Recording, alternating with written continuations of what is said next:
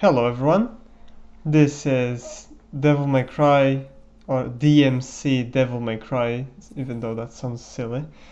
Dante must die difficulty, no damage, and this is the commentary version. As always, there will be a no commentary version in the comments. If you want to watch all the cutscenes, this game's cutscenes are really not that great, but there's that. And if you want to see a more completed mission gameplay, like more the dead moments and stuff like that, the exploration, if you call it that. The commentary version will only have the gameplay parts, like the pure gameplay. Only the encounters, there's nothing else, there's no dead moments, there's nothing like that, so if you don't like that, I recommend you to, watch my no commentary version. Another thing that I need to explain, or not explain, to say about this run is that this is not a segmented run. I am not going to do this, I'm not doing this for rank. So I'm going to be restarting checkpoints for this run, and I know that for the DmC community that's a sin, but I don't really care. I'm not doing this for the DmC community. So I'm going to restart the checkpoints, and I have to say this game has very good checkpoints. Like, the checkpoints in this game are amazing, the best Devil May Cry checkpoints there is. I really love them, and I'm glad that I did this with the checkpoints because they are very good and it's less stressful than restarting the mission. And I will kind of give my thoughts about what I think about the missions and how doable are they for no damage segmented runs. And until now, from what I've played, I think this game is not very that great for no damage, S rank or SSS rank, because there's a lot of questionable designs in this game, especially if you play it segmented. So I don't think I will ever do it like SSS rank no damage of this game, because there's some things about this game that really pisses me off, and I don't think it's actually possible to do it unless you use items. Even though I think there's a guy that did it, it's on YouTube, you can search for it. I think he did it all the missions SSS ranked no damage. Don't know if he used items or not, but I think you need to use items in some parts. I mean, I don't know, I'm not a expert in this game, I'm far from that. This is very like amateur gameplay. I'm not a pro, I'm just average at this game, very average at that. I'll just do anything to do no damage to the encounters, and that's it. There's nothing more to it. So I know, and there will be parts of this run that I'm going to use items too. I'm going to use items like 4 times in this run, and that's because there will be an enemy in this game that I will talk about when we get there. Which that enemy is so bad, like it's the worst enemy of the game, and I have no respect for him. So I'm going to use items against him and cheese that enemy I think I fight him fair and square like 1 or 2 times, but then the game decides to put 2 of them, and it's going to be at those moments that I won't have any respect for those enemies, and I'm just going to cheese them because those enemies cheat and I'm going to cheat too. It's just fair. But this is mission 1, and there's nothing really that hard in this mission. The enemies here are very good. I mean, the majority of the enemies in this game are good. There's a few of them that I disagree, especially the colored ones. I guess I will talk about them when I get the chance. The rest of the enemies in this mission, even though it's on Dante must die, and the enemy spawns are very different. There's enemies from later from the game that already appear in here. They're not that bad. I really like these enemies that I'm fighting right now. The normal enemies and the chainsaw enemy. They're very good. They're actually very fair. Even though when they get on Devil Trigger, you can still grab them. That's really good. The only thing I don't like about the enemies right now, especially the normal enemies right now, is that they block a lot. They really do block, and I don't really like that because it kind of interrupts the flow a little bit, and you cannot grab them while they block. They will block your grab, so you need to you shoot them with the shotgun to stun them, and you can grab them, and it's kind of annoying, I have to admit. And there will be these two enemies. These two enemies are not that bad. When you fight them, when there's two of them, it's a little bit more tricky. It's a little bit more challenging. It took me a while, but after I got used to them, it was fine. When the game throws up three of them to you, that's where things really complicate, because three of these enemies, you don't really want three of these enemies, especially on a small environment. I'm lucky because here there's no ceiling, and you can deal with these enemies very easily if there's no ceiling. And what I'm doing right now is very scrubbish. I'm sorry about that. This is the beginning, and I'm still like getting used to it. I haven't played this game this is my first time playing this game after like what, 3 years, maybe 4 years. It's been a long time. So, and then there's this part. This weapon is very good. You can grab enemies with that weapon. You grab several enemies, and then you have this tornado, and it's so good. You can just kill multiple enemies with environment attacks just like that, and I will use that weapon a lot. But as I was saying before, one thing this game likes to throw a lot at you to add difficulty, because this game is not very difficult when you think about it. And the way this game, makes difficulty is to throw enemies at you that don't really make that much sense when they're together. And it's kind of a really bad way of adding difficulty to a game. It's like Nier Automata way of just inflating the number of enemies and call it a difficult or something like that. I don't really like that, and this game embraces that in a lot of areas, especially with the most bullshit enemies in this game. They really throw all of them at you at once, and it's very bad. Especially one of those, cat ones, or those, I don't know the names of the enemies, but they really combine very dangerous enemies to you. And then they will mix the colored enemies, which the colored enemies are just such a bad idea. I'm playing the definitive edition, so the colored enemies are not as bad as the original version, but if they tweaked the colored enemies in this version, I think they knew that they were a problem, but instead of them just making them normal enemies, just with different colors, they didn't really change much. The only difference is that you can now attack them with the other weapon, with the other colored weapon, like the non-correspondent color, and you will damage them, even though it's not that much anyway.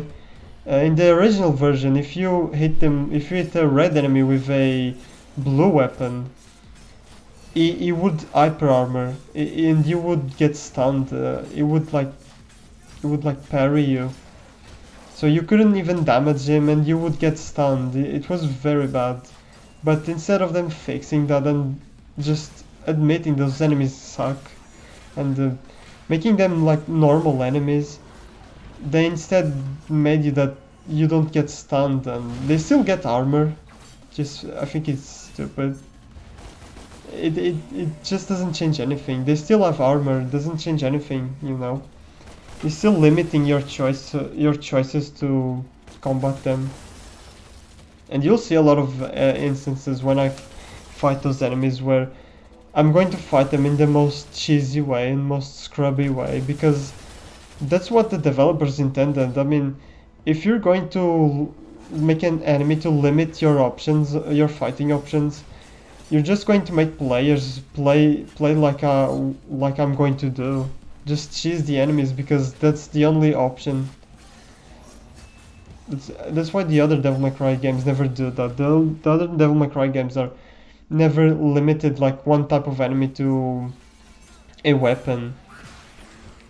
I think the only way to, I mean the other Devil May Cry games, the only thing they do that's kinda like that, it's making certain enemies have a more resistant towards a weapon, a specific weapon, so you can't really cheese them.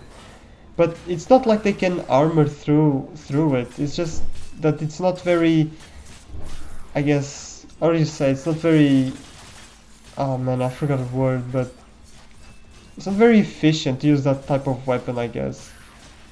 So the game is like trying to tell you that you better change tactics, but it's not like the game is forcing you to do it. I mean, you can still use the weapon that's not very efficient, but it's not like the best way to do it. But the game is not forcing you to change your tactics, and that's good. And this game is literally forcing you to do it, to change your way you approach, and I don't like that. It's limiting your choices. So I really wish they removed those enemies. Another thing that I don't like about this game compared to the other Devil May Cry games is that Devil Trigger. Enemies in this game will Devil Trigger, and it's not by a timer. In normal Devil May Cry games, enemies will Devil Trigger if a certain time passes. On this one, it doesn't really work that way. And this one is a kill based, and it depends on the amount of enemies or number of enemies that is left. So if there's like 5 enemies and you kill 3 of them and there's 2 left, they will automatically Devil Trigger. It doesn't matter how fast you kill them, they will always Devil Trigger. So I don't really like that, because Devil Triggered enemies in this game are very bad. I don't really like them, because especially the normal ones, because they already block a lot like you're seeing here. But when they're in Devil Trigger, you can't even launch them or stun them correctly. So it gets even harder. But thankfully, when they are Devil Triggered, you can, if you manage to get them in the air, they're basically like a normal enemy. So at least there's that. Because when they're on the floor and they're Devil Triggered, did you say that this guy Devil Triggered because I killed the majority of the enemies that were here? But staying on the air for Devil Triggered enemies is the best option here. And here's the colored enemies. And these enemies are weak to blue weapons. And I don't really mind the blue weapons, colored enemies, because the blue weapon, you have a lot of a good, mobility with the blue weapons. So I don't really mind it. The only thing that I mind is that blue weapons are very weak. But since they have a lot of range and they can stun enemies quite easily, it's a very good balance. The only thing that I don't like is the red weapon enemies, because the red weapon enemies, the red weapons are very slow, and you can't really use them in the air. So it really makes it even, it limits your gameplay even more. So I think they should have deleted the colored enemies, since if they went so far to change them, even though it's not a very like complicated change, it was very simple. But if they went that far, why not just delete those enemies from the game? Nobody likes them.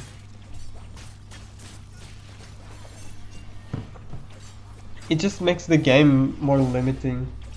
And I have to admit, the worst parts of this game are the parts when those colored enemies just appear.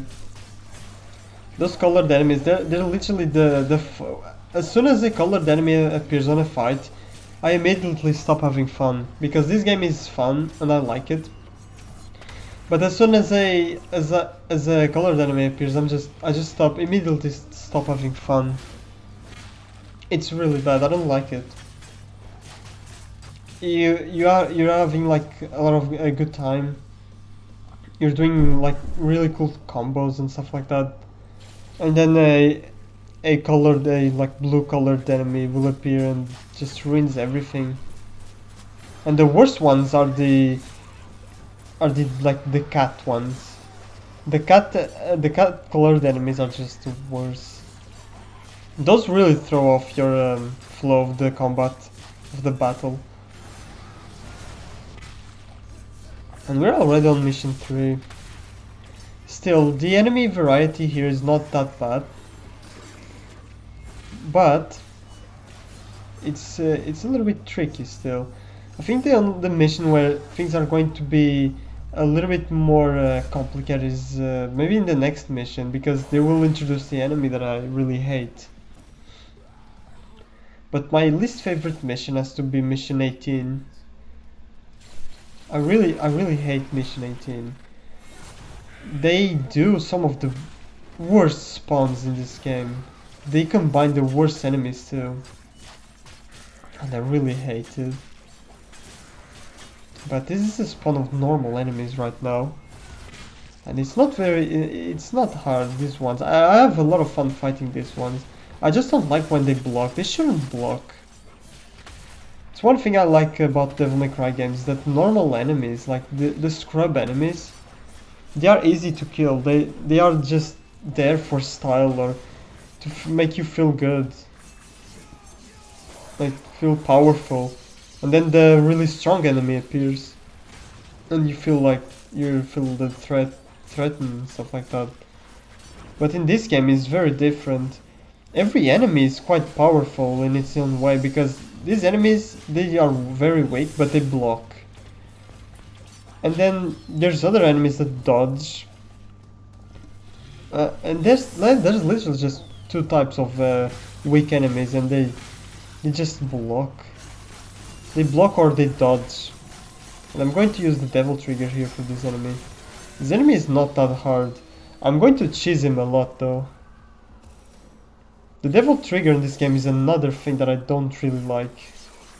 I think the devil trigger here it's very overpowered, and if you don't really want to ruin some battles in this game, you don't really need to use it that much.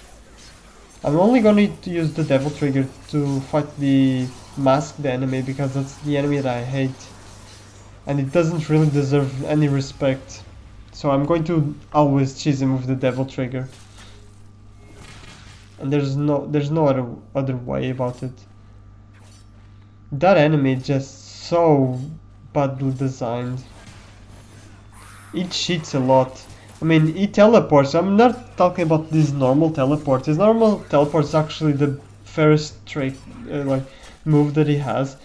But if you're fighting two masked enemies and you're punishing one enemy in the air, the other masked enemy that's on the floor will teleport towards you.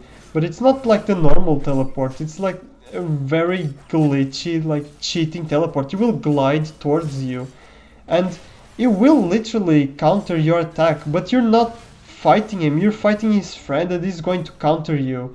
How the hell is that supposed to work? And not only that, when you're trying to punish those enemies, which is very tricky, and you barely do any damage to them when you're countering them, they can literally counter your counter. And if this happens when you counter them in the air, because the air to me is basically the easiest way to counter them, but you literally have a counter to your counter. It sounds like a joke, but I'm not joking. And that really pissed me off. That's the thing that made me hate those enemies. Those enemies don't deserve any respect from me. countering your counter. That's a joke. That has to be a joke. Those enemies are very bad, and their AI when there's two of them together, it's even worse. Sometimes one enemy will teleport and he will never come out because somehow his AI gets bugged and he gets trapped in like whatever he is when he teleports and never comes out. The only way he will come out is if you put the other enemy off camera. But it's really weird. And then there's times when they're together where one enemy it just is not moving or none of them moves. I'm waiting for them to attack me so that I can counter them, and both of them are just stop. They just stop. They stare at me and do nothing. It's such a glitchy enemy. It's very bad. I hate those enemies. The masked enemies are the worst enemies in this game. And this game I think this game has good enemies. It's just those two. Those masked enemies, and they have a lot of life too. And I know that you can counter them in a lot of ways, but the high risk ways to counter them doesn't reward you at all, because why would you do a high risk counter if you can only attack them 3 times? And then the rest of the attacks you will block. It's just such a stupid enemy. I mean, I can deal with one of them when they're alone, that's easy. But sometimes it's kind of bullshit, but still, when there's two, that's where things just go wrong. It always goes wrong with those enemies. But here we are introduced to I think it's called the Tyrant.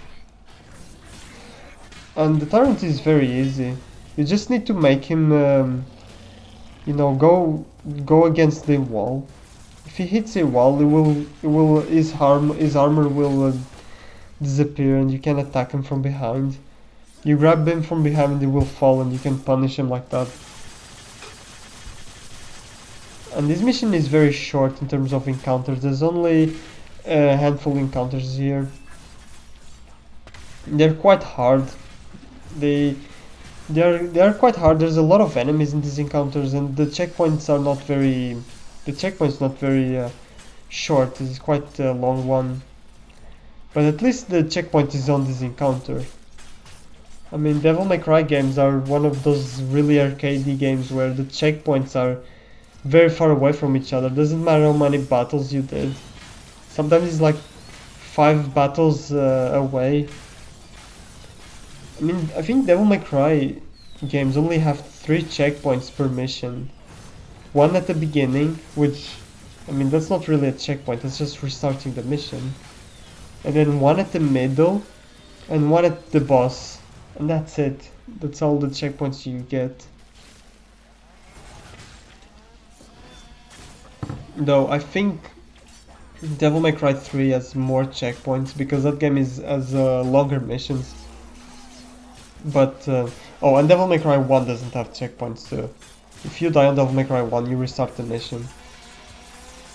Which is it's very hardcore, I guess. But Devil May Cry 1, the missions in that game take like 1 minute to complete. Like maximum of 3 minutes. Those missions are very fast. You can speedrun them very fast. And I think I'm going to do it if I ever no damage Devil May Cry 1, because since there's no checkpoints, why would I take my time? I'm just going to speedrun it and do like other people do it. And I did Devil May Cry 4 on this channel. Devil May Cry 4, I got burned out and just stopped the project. And the reason for that is just because I don't really like doing segmented no damage. It's really frustrating, and Dante's missions are just... I think Devil May Cry 4 wasn't made for Dante, and they forced him in that game somehow, so just he could be in it. And Dante's missions are not even that good. Even though Dante is a very good character, and they really redeemed themselves with Dante in Devil May Cry 5, since there's a lot of more missions designed for Dante, so it's a little bit better. But Devil May Cry 4 Dante was an amazing character, but unfortunately the missions weren't really designed for his character, and they weren't very good. And I might do the Devil May Cry series, no damage, but it won't be segmented. It will be by using checkpoints. And I start with this one. I might do Devil May Cry 4 after this, because I want to finish it once and for all, even if it's restarting the checkpoints. I don't really care at this point. Before I was kinda, I was kinda proud, like my pride wouldn't let me restart checkpoints or use checkpoints, because the Devil May Cry community is so hardcore and they're so judgmental towards what the type of run that you do, that to the point that if you restart checkpoints, your run it's not valid anymore. So even though I don't agree with that, because there's a lot of great hack and slash games or beat 'em up games or character action games, whatever you want to call them.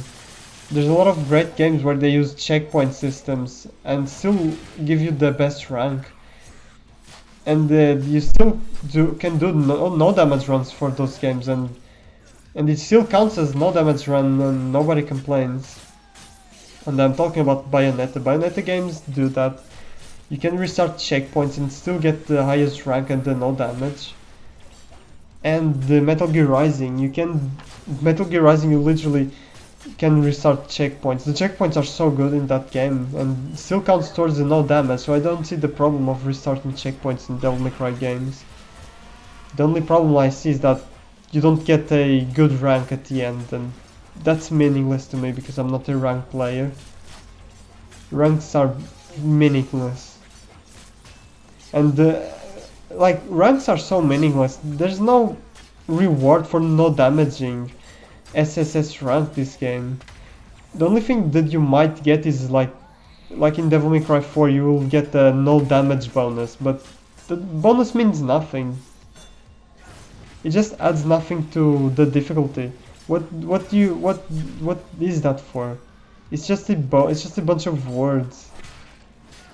Like, if it was like a real reward where you could get like an extra S or something like that, or you could get like an ultra best rank or something, like, you will still get SSS anyway, even if you don't no damage. This game is very easy to SSS rank. This is the easiest Devil May Cry to SSS rank. You can die once in this game and still get the SSS rank. But in the other Devil May Cry games, it's the same thing, even though they're a little bit harder to SSS rank. The only game I think that's more valid of players getting a little bit more picky, which they can consider no damage, is Devil May Cry 3. Devil May Cry 3 was truly the only one that it's justifiable why you need to separate those players, this kind of players, or, you know, kinda talk down, because on Devil May Cry 3 there's an extra, like, there's a higher rank. Like, I think it's not even it doesn't even show on the results screen at the end of the mission. Like, if you no damage Devil May Cry 3, the mission, you'll get the normal S rank at the results screen, but if you go to the general results screen, it will appear an extra S, so you'll get SS rank, and the only way to get an SS rank is to no damage. I mean, not only to no damage, you need to get all the categories perfectly, and one of those categories is no damage. So yes, Devil May Cry 3 actually does the ranking system, you know, justice. It actually means something if you no damage that game, but the other Devil May Cry's, it's just a meaningless bonus. Does nothing to it. You'll still get the SSS rank on Devil May Cry 4 if you no damage or no damage. You'll still get it on this one, and you will still get it in, well, on Devil May Cry 1. I don't really know how it works, but I don't even think you get a bonus to no damaging it. You'll get a trophy for no damaging one mission, but that's just that. And Devil May Cry 2, I never played Devil May Cry 2. I mean, I played it like once, just to beat the game once, and never played it again. But I'm planning to change that. I'm actually planning to no damage Devil May Cry 2. That's going to be very interesting because that game is not very good. It's that game is bad. And I love the people that like to compare Devil May Cry 2 to this game. But this game is 100 times better than Devil May Cry 2. This game is one of my favorite Devil May Cries. And I know this is a very controversial statement because this game is a very controversial game in the Devil May Cry community, but I don't really care. People don't like this game because they don't like the story. That's it. The majority of the people, at least. Or the casual players. They don't like the story, they don't like the character, so they really hate the game for no reason. They say the game is bad because story is bad and character is bad. New Dante is bad, but that doesn't justify anything in my opinion. This game is very good if you just forget about the story, because who plays Devil May Cry for the story? Yeah, the story is bad. I admit that. The dialogue is cringy and edgy. The music is very good though. This is the best soundtrack in Devil May Cry game. And this is another controversial thing, because nobody likes the soundtrack in this game. They say it's too edgy, or yeah, they say it's too edgy. Lol. But I still think this game has a lot of good things about it, even though it's not perfect and not as good as the other Devil May Cry games. I mean, not at all. Technically, this game is not even close to the best Devil May Cries. Like, but it's not close to Devil May Cry 2. I don't know why people like to say that. I think this game is very good on its own. It has a very good combat. Ninja Theory really nailed it, and let's just think about who made this game. Game was made by the same team that made the other Devil May Cries, and not even by the same director. So you have to take in consideration that this is literally a new dev studio, so things are going to be different. And I enjoyed the Ninja Theory's experience, Devil May Cry experience. It's very interesting. I like the visual art. I like the aesthetic. I like the music. The soundtrack was made by the best band. They're one of my favorite bands. I'm not going to say the best because that's a little bit debatable. And there's so much good things about this game that I like, especially the artwork. This game has a few artwork throughout the cutscenes. There's those flashback cutscenes that have really nice artwork, and that artwork, it's my inspiration. It really inspired me, that artwork, and made me do kind of that style, and made me like wanting to learn about realistic painting a little bit more.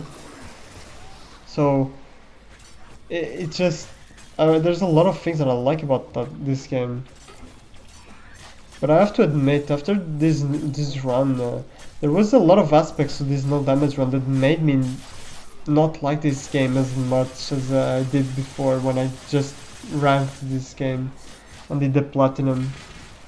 Especially with some enemies that I already mentioned, and some encounters. I think some encounters are not very good.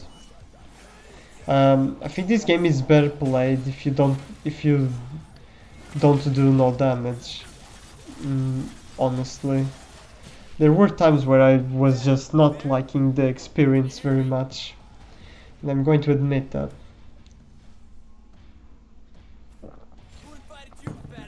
But I think this is the official This is the official part where you meet the tyrant. But you've already seen him in Dante Must Die. If you don't know, Dante Must Die mixes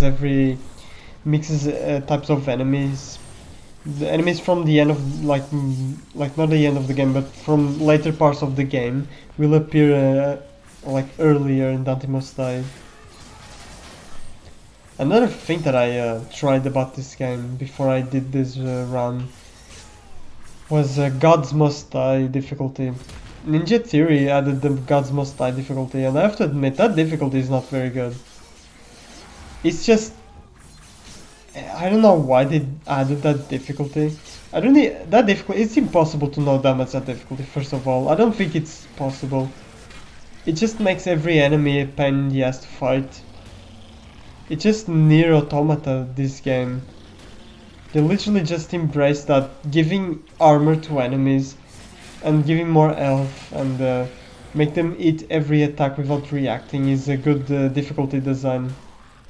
And that's what that difficulty does. And you might be asking why. It's because every enemy in Gods Must Die difficulty already starts with Devil Trigger.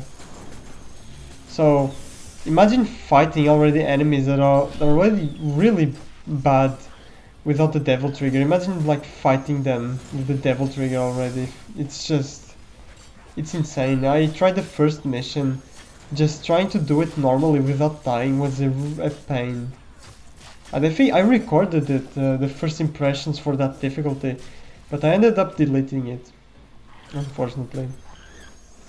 There's a lot of things that I recorded that are for like one-shots or one-offs, and I ended up deleting them because I didn't really like it or didn't think it was necessary. Like Call of Duty, I played a little bit of Call of Duty 1, and I was planning to do like a marathon, Call of Duty marathon. I would basically play all Call of Duties on my channel on the hardest difficulties, and that didn't really work out. Not because sorry about that. I was having difficulties with the games or anything. It was just because I didn't really want to get to them. I was feeling forced because it was commentary, live commentary, because there's not real necessity to commentate separately those COD games, and it makes you it kind of, I don't really like that because it kind of forces you to get in this specific mood to record the game. So I ended up not doing it. So if I do live commentary, it will be one-offs, or maybe The Evil Within like zero deaths, because The Evil Within zero deaths, I would do them like not as a project I would focus on.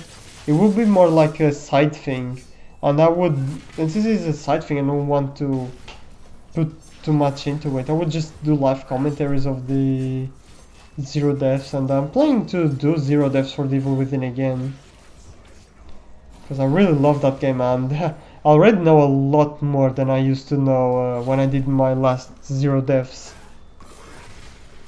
I know a lot more, and it's going to help me a lot, and it's going to make me even learn more about that game, which is always exciting.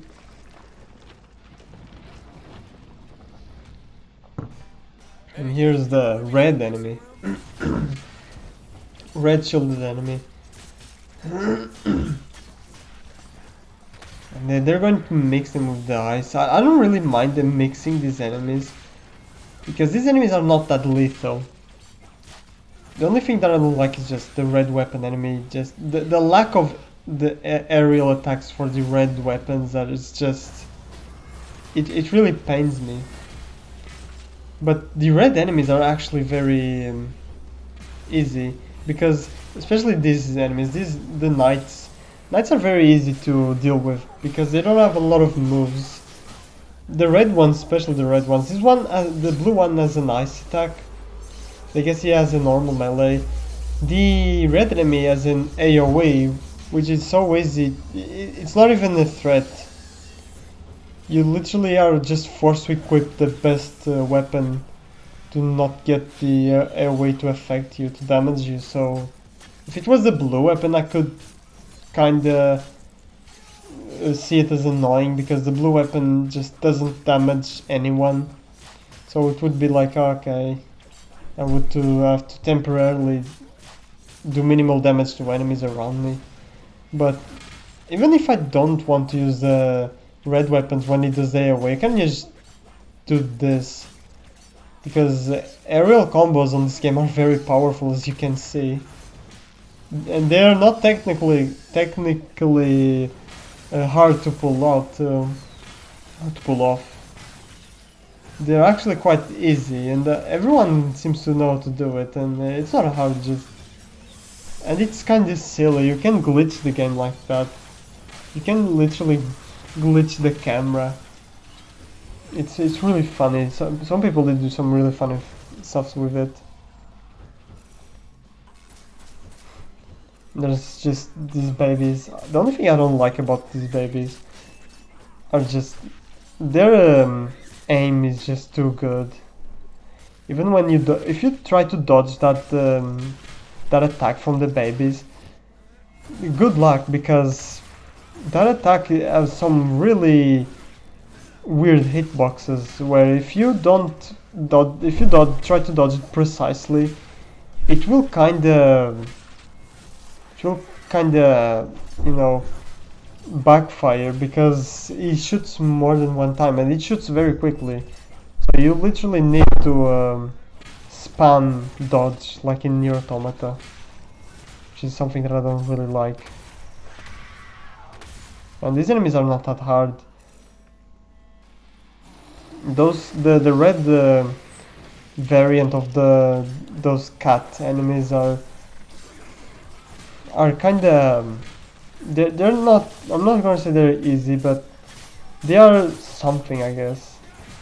Sometimes I will cheese them, and sometimes I won't. It just depends on my mood, I guess.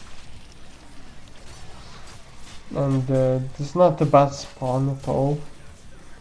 The red knight doesn't make any difference here. Still wish he wasn't like at the color properties to him. Like, make him a new enemy or whatever.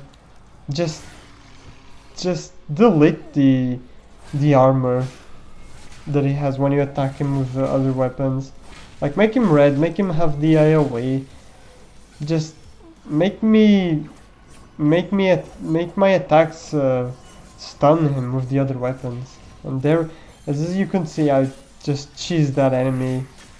That enemy is not worth fighting, believe me. And there will be times where I will be forced to fight him because I won't have Devil Trigger. And it's a fight that's not worth to use the item on. So I'll have to do it sometimes. But yeah, I always try to save your Devil Trigger for those guys.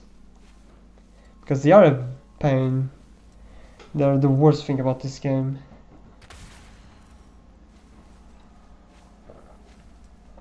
I didn't cut here because there will be a bunch of random enemies here. You have to fight them. You can skip them if you want these ones. In Devil May Cry games I don't really skip enemies. Even though there's a lot of Devil May Cry games that lets you skip enemies. But this game is an action game. You don't really want to skip them. Especially when in some Devil May Cry games those encounters that they let you skip are not like this. They're actually hard encounters.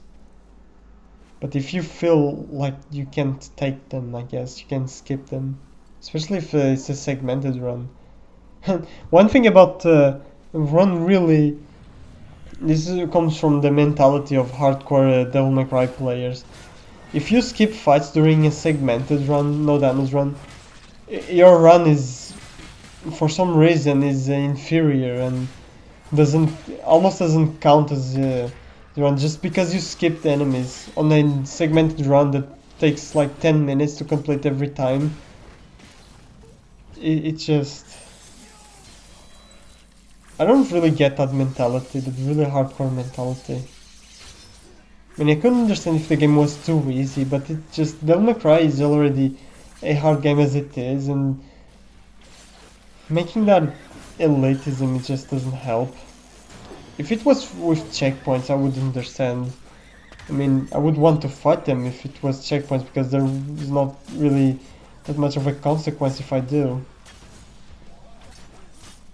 But, you know, if I'm going to do a segmented run, I will do it my way, because it's my time that I'm going to waste. And it's a shame, because Devil May Cry 4 is my favorite Devil May Cry. And I couldn't complete it with segmented. I'm going to do it with checkpoints, even though the checkpoints at the end don't really help a lot. But in Dante's case, it kind of does. In the mission that I'm in right now. But I will redo the entire game. I'm not going to continue where I left off, especially because the other parts don't have commentary. And I don't have the other raw video, the raw footage. So yeah, there's that. There's another, I think there's 2 tyrants here. Oh no. Maybe that's in another difficulty. The only run of a Devil May Cry, like a pro Devil May Cry player from this game that is no damage and segmented. It's from, what is it called? It's called Gladiator. Something Gladiator. And it did this game on, what do you call it, Hell and Hell difficulty, which is a one-hit difficulty. But you have 3 golden orbs. So you are allowed to take 3 hits before it's game over. And he did it on that difficulty. He didn't do it in Dante Must Die, which is kind of weird, because he called his Hell and Hell run, a cake through.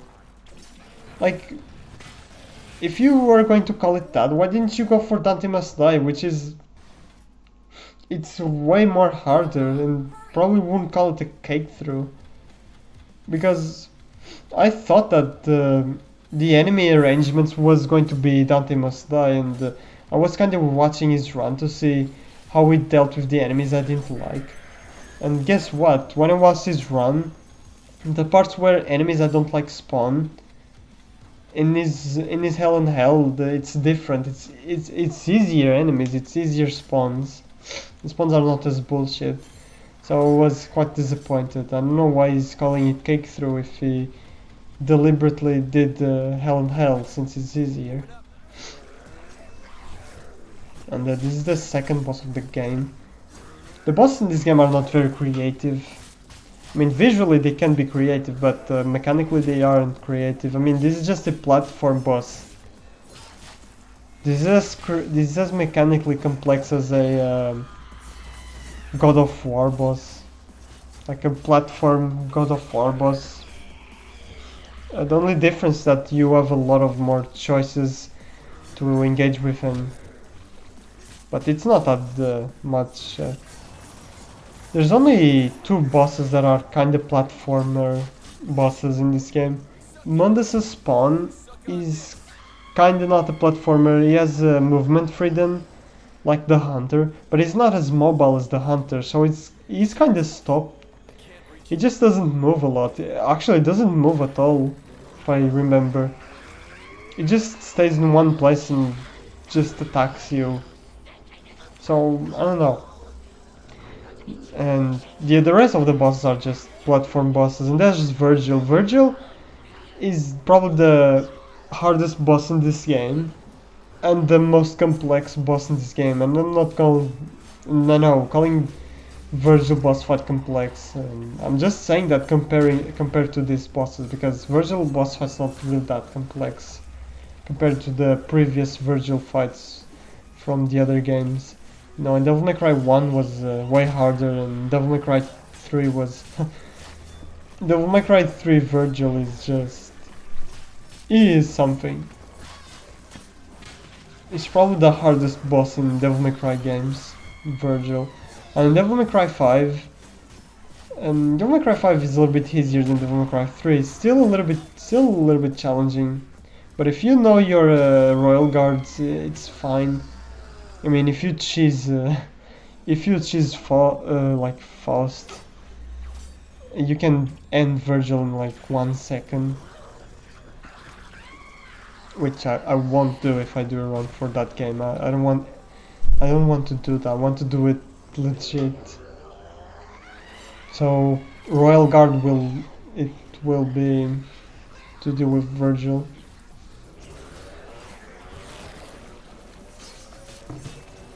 But as you can see, this boss is not hard at all. He has this attack which you can run around. He has that fist attack, and then the other attacks are like a slash attack. This one, the slam attack, and the scream attack, and that's it. His moves are not very complex, and they are very well telegraphed too, so that's good, but doesn't help him at all. I still died quite a few times to this boss though, because there's so many hitbox problems that I wasn't used to. Not really that was worth calling it a problem, just some mistimed dodges on my part, I guess. Here's another combat encounter with blue enemies. Blue enemies really ruin this. Again, like a colored enemy appearing, it just ruins the fun to everyone. But you just need to do what you gotta do. And my gameplay is not that exciting to watch, or it's not pro gameplay or combo mad gameplay. It's just average gameplay to get through this game, the encounters of this game, no damage. No, I'm not going to say that I'm a best Devil May Cry DmC Devil May Cry player there is. But, it's decent, I guess. And I haven't watched any other run for this game. So, anything that I'm talking about and you don't agree with, it's because I'm ignorant about this game, a little bit about this game, because this is just my experience alone. After my run, I didn't really, and before this commentary, I didn't really research like other runs and did some study to see how they deal with the really bad enemies, if there's like a secret method to deal with really shitty enemies. So I'm really ignorant in some stuff about this game, especially when I talk about enemies I don't like. So I guess after this commentary is done, I'm going to watch the other guys run and see how we did it, because it sounds very good. And from what he put in the description, it says that it seems that he did the whole game, like not segmented, the whole game segmented, like not even mission by mission, just the entire game, from what his description implied. But I think that's just an illusion, because he's doing a full video like me, he's doing a full game, so it might be like a mistake, or I'm just confusing it because there's the full game there. but I'm going to see, I don't think it's really possible to do this game, the whole game segmented. But I still am going to see. I doubt that he did it full segmented. There's some minor encounters here. This mission is not my favorite. I don't really like this area that much. I think it's this part of the game that I just start to not liking it as much. These missions and stuff like that. Because this is the missions where they start embracing putting combination of enemies that just don't work together, that are really bad, and to just spam you with a lot of enemies, especially the next fight that's coming in. They're just going to throw 3 dangerous enemies at you, and it's not a very good thing, I will admit. And that was very close. that was very almost a damaged by the AoE. I shouldn't have wasted the Devil Trigger here. This enemy is not worth Devil Trigger. But yeah, just aerial attacks are just so good in this game. They are very powerful, especially on Gods Must Die, because since enemies are already Devil Triggered in Gods Must Die, the aerial attacks are just the only way to survive. You can't survive on the floor, that's for sure.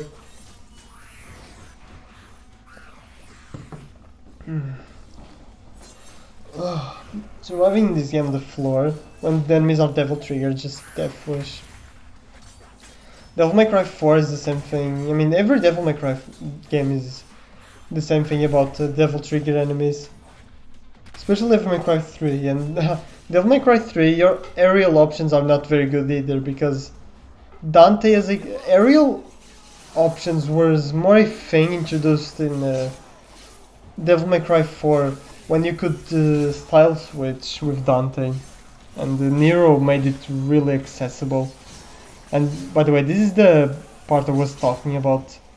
This is the part where the game just throws you 3 enemies at you for no reason and just tell it's the difficulty. This is difficulty. And I'm sorry, this is not difficulty. This is just bullshit. These enemies are not good. These 3 enemies are not good together. It's just too much. I'd literally just spammed one weapon. It's not even hard, you just need to spam one weapon. But as I was saying, Devil Triggered enemies in Devil May Cry 3. I mean, I was talking about aerial attacks on Devil May Cry 3, and I was going for Devil Triggered enemies. But in Devil May Cry 3, aerial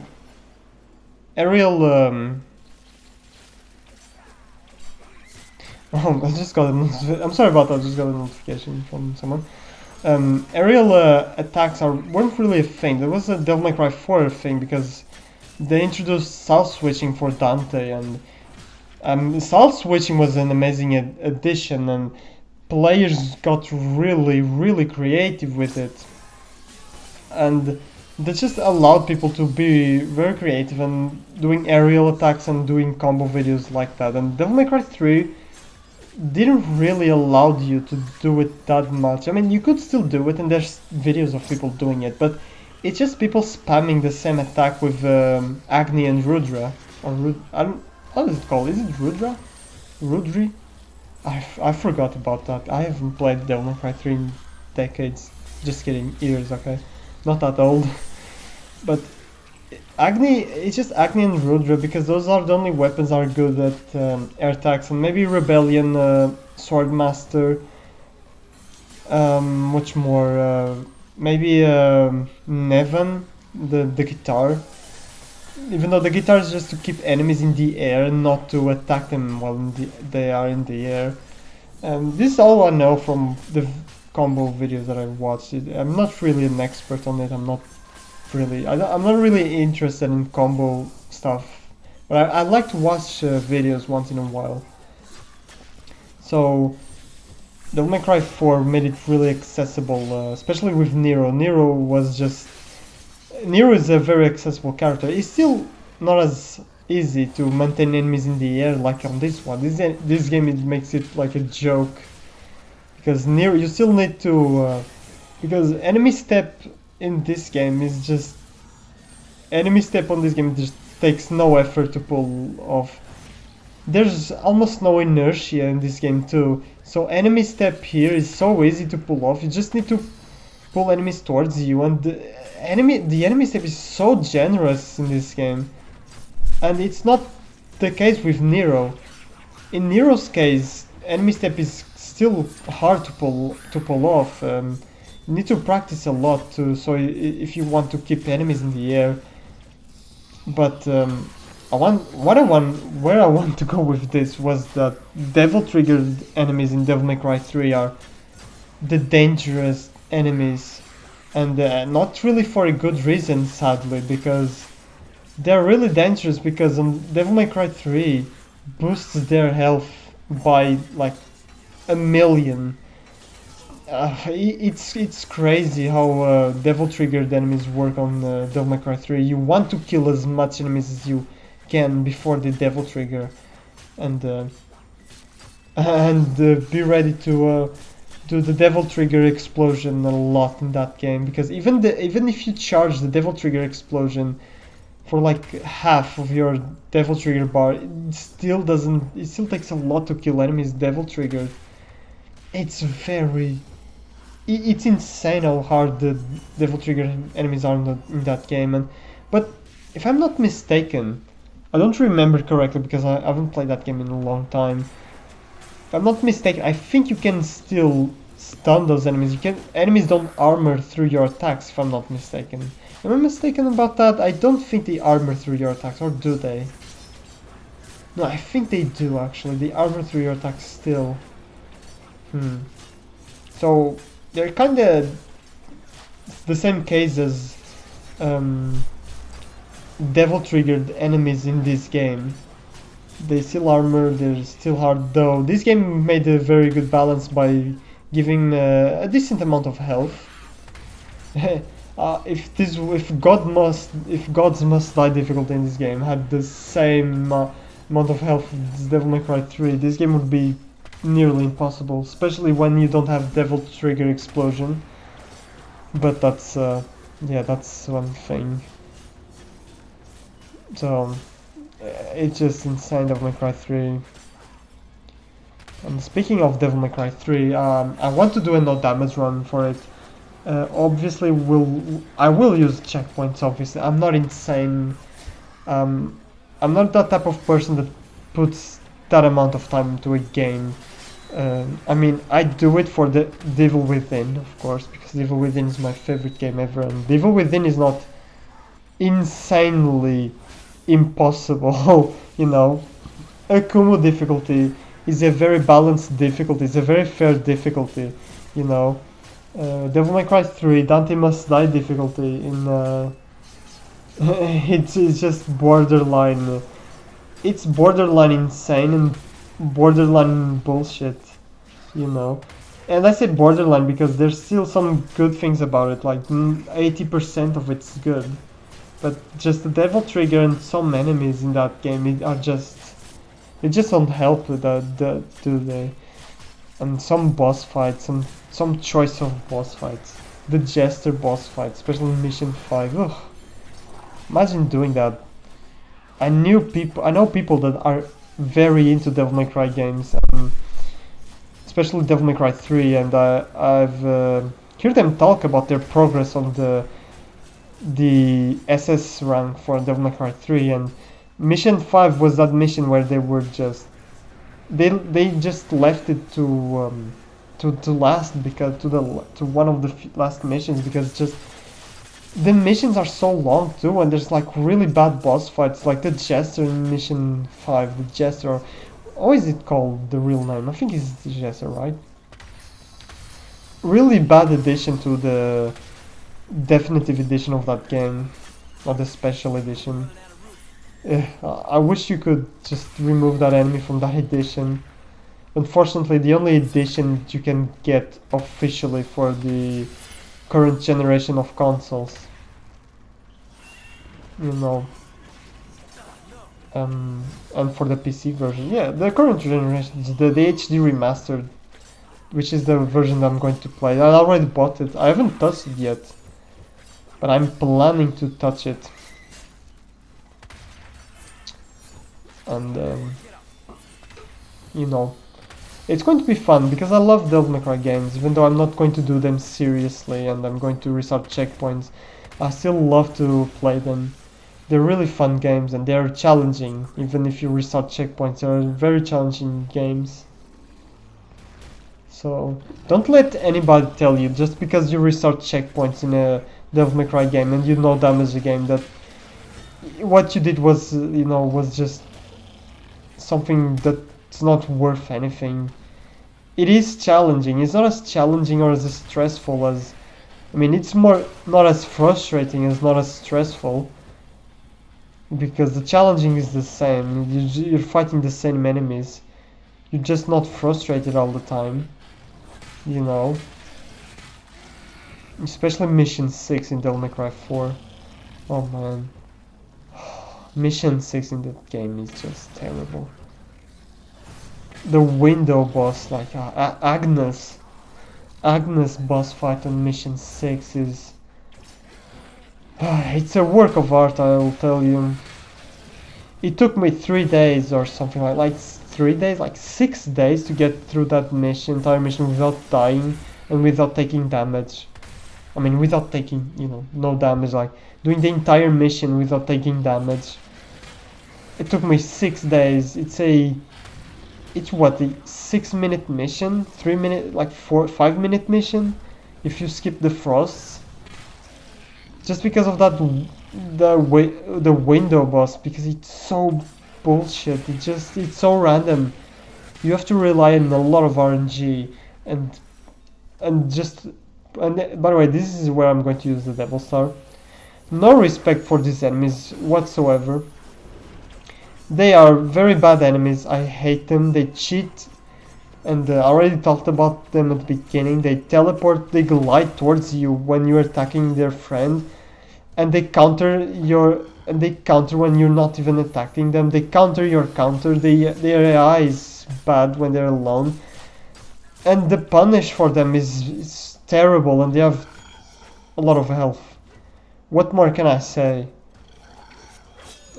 Look how you punish them. Like, they block everything. You can even punish that attack. It's just so bad. But as I was saying, that Agnes boss fight was just sad, and you needed to pray. You needed to pray that you won't get like a flying sword charging off camera. Because if you got that, I hope your reflexes are good enough to devil trigger cancel, or to get iframes to your DT, use the DT iframes. Because, man, that was very bad. That was, man, that boss fight was just straight up garbage. It's the worst thing about Devil May Cry 4. And yeah, Savior, you can argue that the Savior is the worst thing about Devil May Cry 4. But at least the Savior is not it's just one boss fight, and it's not very long if you know what you're doing. Though if you want the S rank, you want that style, and you want that perfect S rank. You want that style. You need to take your time on that mission 18. Savior's boss fight. But Savior, I would rather do Savior all day than mission 6. Trust me.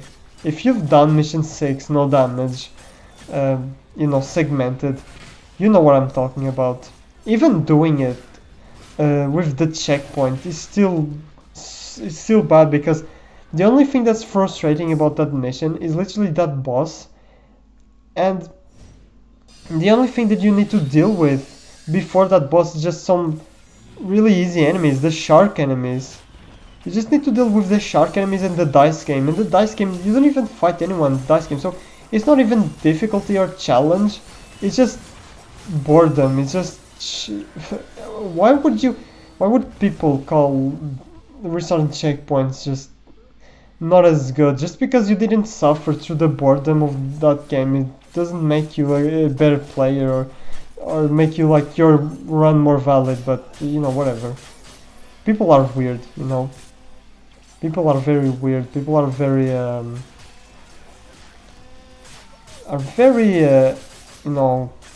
elitist when it comes to stuff like video games and stuff like that. There's communities that they're too much hardcore for their own good. But I don't mind. I don't really mind. I still respect it, because the Devil May Cry community it's a very respectable community. There's a lot of good players in it, and most people that stick with the game for a long time are people that know what they're talking about when they're talking about video games.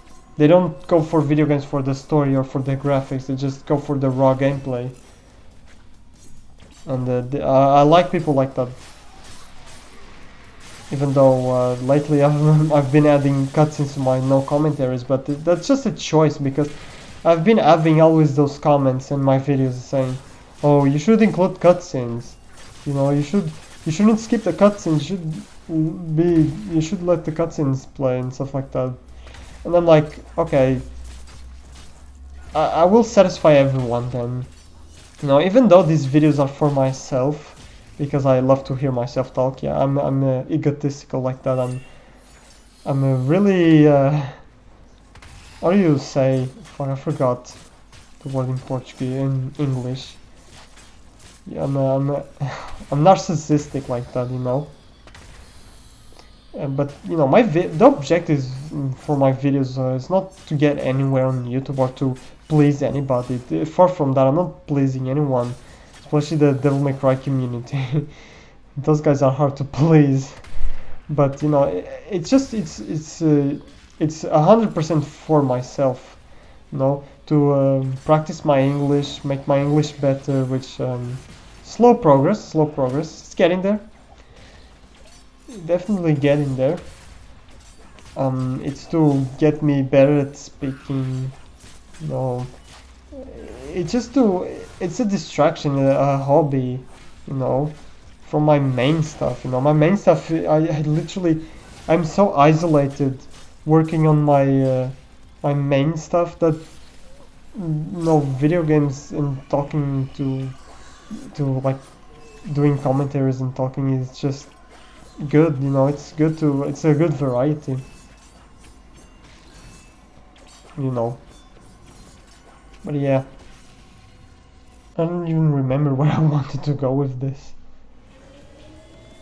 But yeah, pleasing everyone, I guess that's what I was going for. But before I go more into it, this boss fight, I like this boss fight. Again, not the most mechanically complex, but I quite enjoyed this boss fight. I enjoyed it. It's like a platformer boss fight.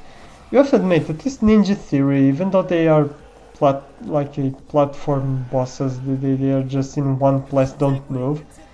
They at least get some variety, you know.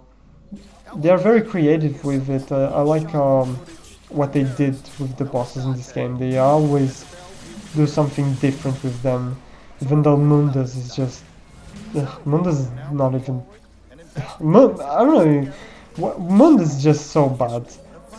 I mean, yeah, I'm not going to say because it's bad bullshit. It's just so mediocre and unoriginal. It makes Succubus look like a complex boss.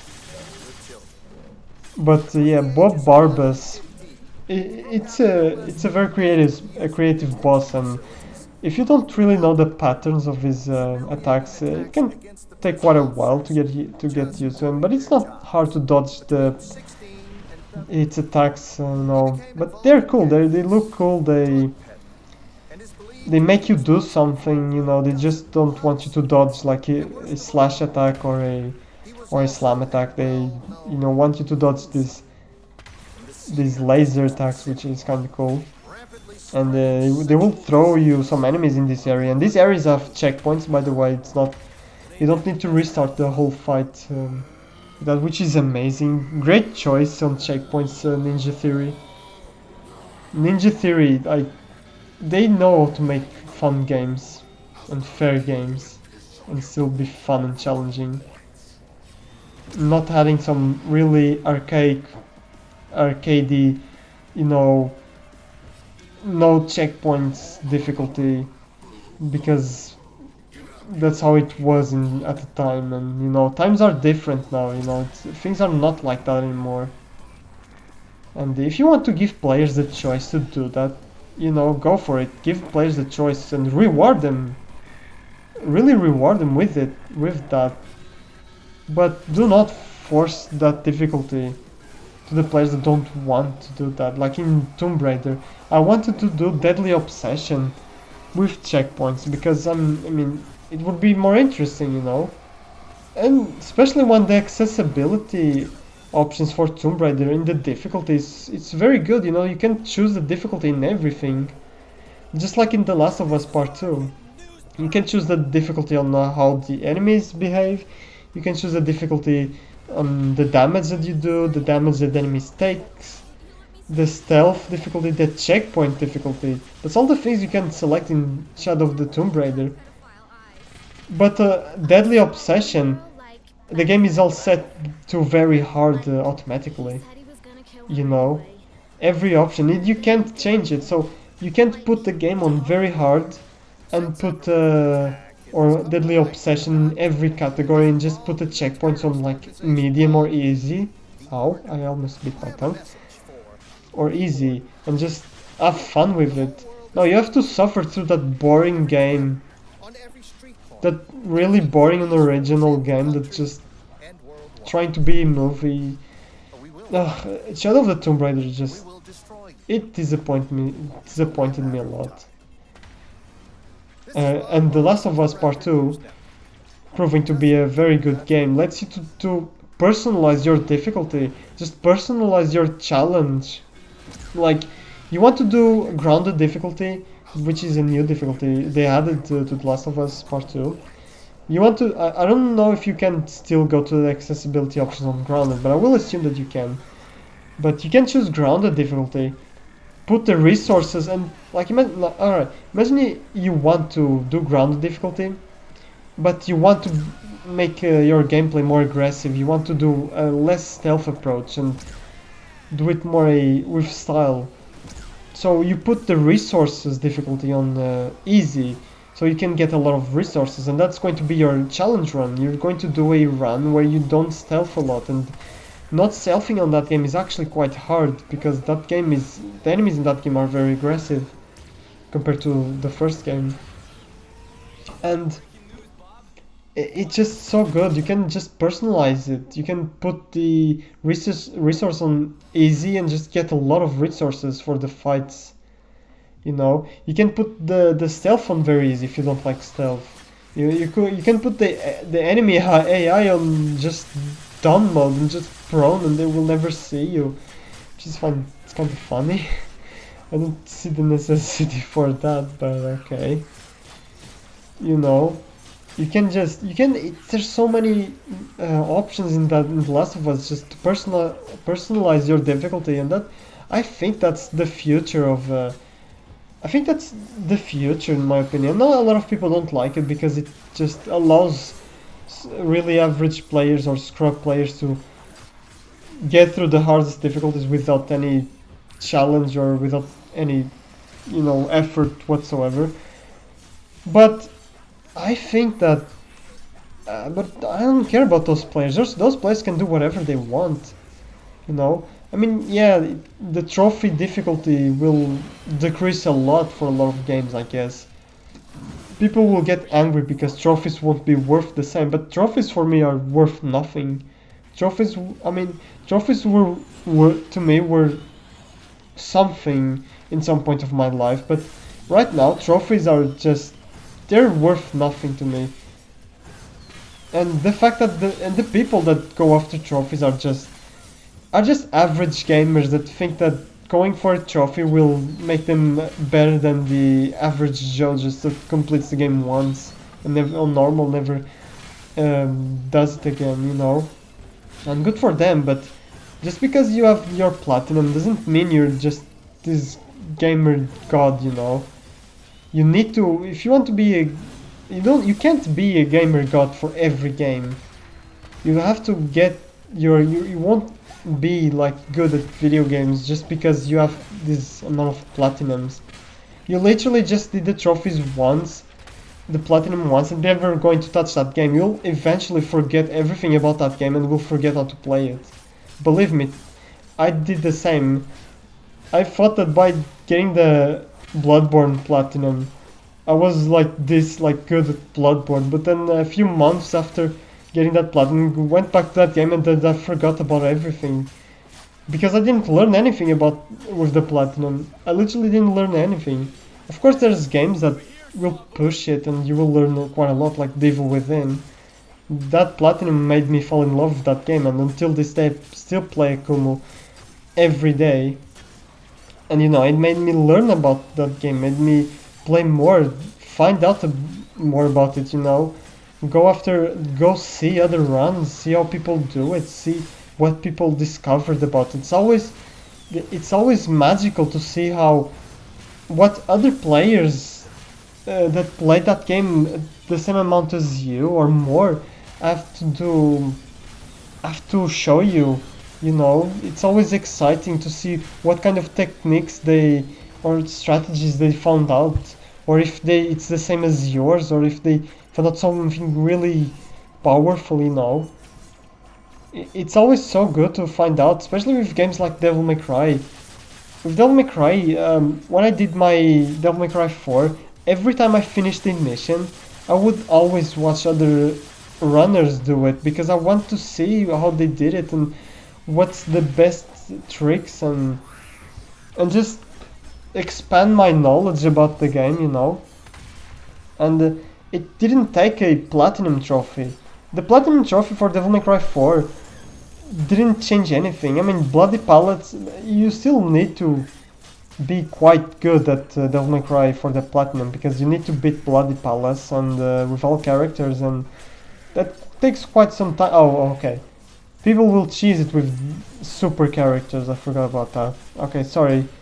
Not really that hard. You can cheese the Blood Palace with super characters. I forgot about that. So, yeah, I was going to say that the platinum for Devil May Cry 4 was something. And the S ranks for that game are not even that hard. They are actually easy. You just don't need to die. You don't. And not dying in Devil May Cry 4 is child's play in all difficulties. And so the only difficult achievement is the Dante achievement, the end of Bloody Palace. That achievement is a little bit tricky, but you can still cheese Dante. You can loop him, and you can actually obliterate Dante with Trish if you have enough Devil Trigger. So it's not really that challenging. People have found ways to cheese it, and again, super characters. So if you have super characters, it's meaningless. So it's just to show that trophies are just not very that meaningful. It's rare when it is, and when it is, people complain. People will literally complain on forums, hoping that devs nerf the trophies. It happened with Devil Within. People expecting devs to nerf Akumo difficulty. It's amazing. It's just, I love seeing people complaining for hard trophies that actually take a challenge to complete them. And nothing against trophy players, you know, they can do whatever they want. You know, games are to be played however you want to play them, you know. I'm not forcing you to do damage every game you run across. You know, and I'm not saying this like I'm a pro player, I'm like better than everyone, better at every game that I play. No, that's completely wrong. I know damage games once and don't play them anymore for a few months. You think just because I know damage a game, I know everything about it, or just because I know damage the game, I will return to it later and just still have that muscle memory in me, or just still have memorized the things memorized. No, that's completely wrong. It is completely wrong, because I bet you that after I step away from this game for like 5 months, I will still remember a few things, but believe me, I will probably chug in some areas, just like I did when I began this run, didn't play this game for years, you know. Probably the same with Devil May Cry 4, though with Devil May Cry 4, since it was segmented, I actually needed to know about that game a little bit more than your average no damage run. So I still have that memory and some stuff memorized, and some in some ways you need to tackle those missions, but still I won't be the same player. I won't have the same good like good time at completing those missions, you know. I played Max Payne 3 twice, and on my second run I kinda got that game, but believe me, when I returned to Max Payne 3 I was rusty. Still, Max Payne 3 was that game that I loved to run just like the Evil Within. But it's not like just because I ran Dead Space no damage, I know everything, and I'm going to run Dead Space again, and you'll see I will be very rusty once again. Dead Space 2, it's the same. Literally, Dead Space 2, I learned nothing. I have a feeling that I learned more with Dead Space 1 than Dead Space 2, because Dead Space 2 is a big game. And here's the hassle. He finally decides to appear. I won't use the item here. Surprisingly enough, I won't use the item here. I know it's crazy because there's like 3 enemies here, and there's that asshole. Just, it doesn't seem like me not choosing this area, but okay. I guess I was in a mood. And don't even bother trying to damage that enemy on ice, because he will be blocking anyway. Look at that. But yeah, the reason that I didn't learn a lot about Dead Space 2 is because that game is, well, a lot of encounters in that game are not very hard. And the hard ones, I feel that I got past them just by luck, I guess. It didn't feel like I've learned anything. You know. Well, if I compare to Dead Space 1, Dead Space 1 the encounters weren't very hard either, but the game wasn't as big, and the hard encounters were actually very hard. So you had to get that specific thing going on, specific strat. You actually had to think. Dead Space 2, of course Dead Space 2 is harder than Dead Space 1, there's no doubt about it. Dead Space 1 is 10 times easier, but Dead Space 1 had some very specific moments, you know, that it just marked me. Especially the Black Brute fight. That fight with the Plasma Cathedral it's hell. It's very bad. A lot of health. And I can't wait to commentate my Dead Space, my next Dead Space run, because that game deserves a commentary run. It really does.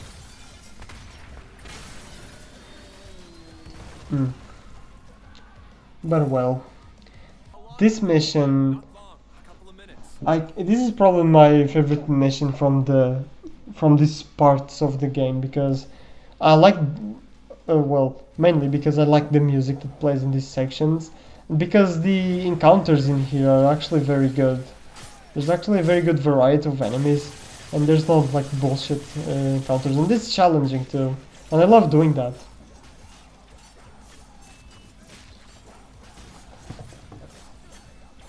But I guess this would be a good time to explain why I'm playing this game. I mean, my channel, this game is, I mean, Devil May Cry did it in my channel, but, you know, this game, why this game? Well, I saw this game standing on my shelf, and I asked myself, I want to no damage the game right now. But at the time when I did this run, my PC was still on, my PC was still away to fix itself. Be fixed, you know. And I was asking myself, which game on PlayStation 4 do I have that is good to no damage? And it was when I just done The Last of Us. So I looked at my shelf, and I saw Devil May Cry, this game, you know, DmC Devil May Cry, and thought, well, I haven't played this game in years, you know. So why not just try it, just see what's up, you know. Try the Gods Must Die difficulty. And I did the video with the Gods Must Die, which never came out, unfortunately. And then I hated it. I hated that difficulty. And then I decided, well, why not no damage this game, since I'm already installed this game and all. So, and here I am just doing this run, just you know, just reviving those memories from this game, because my memories of this game is me enjoying it and enjoying the music, enjoying the combat, enjoying the aesthetic and visuals. And I have to admit, I still have that in me. The only difference is that some encounters really frustrated me on the no damage requirement. But that was it, and of course, yeah, I did watch the story, this time for the no commentary, and I tried to go with an open mind, but again, it didn't really do it for me.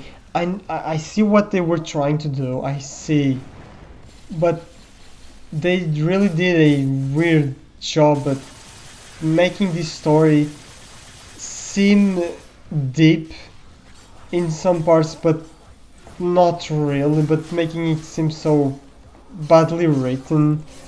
It just not. I'm sorry for the writers for this story, because it seemed they wanted to do something cool, you know, something deep or something meaningful. You know, you remember when Ninja Theory said this this was going to be like a Shakespearean story or something like that, like the Shakespearean experience. Remember that? Like they were really confident in the story in this game from what they said, and I can see that confidence in the story, but it's not very good. I'll have to say it has its moments, but it's not good. And I watched through it all. There was some times where I had to I let the cutscenes play by themselves while I was on my phone or something like that. But other than that, it wasn't. It's not that great, honestly. And I will never watch them again. I usually don't even watch cutscenes in Devil May Cry games. When was the last time I watched the cutscene in Devil May Cry 4? It's been definitely not when I played it the last time. At that time, that was I just skipped everything, and I have that muscle memory to skip cutscenes in Devil May Cry. So I hope that doesn't happen when I do my run.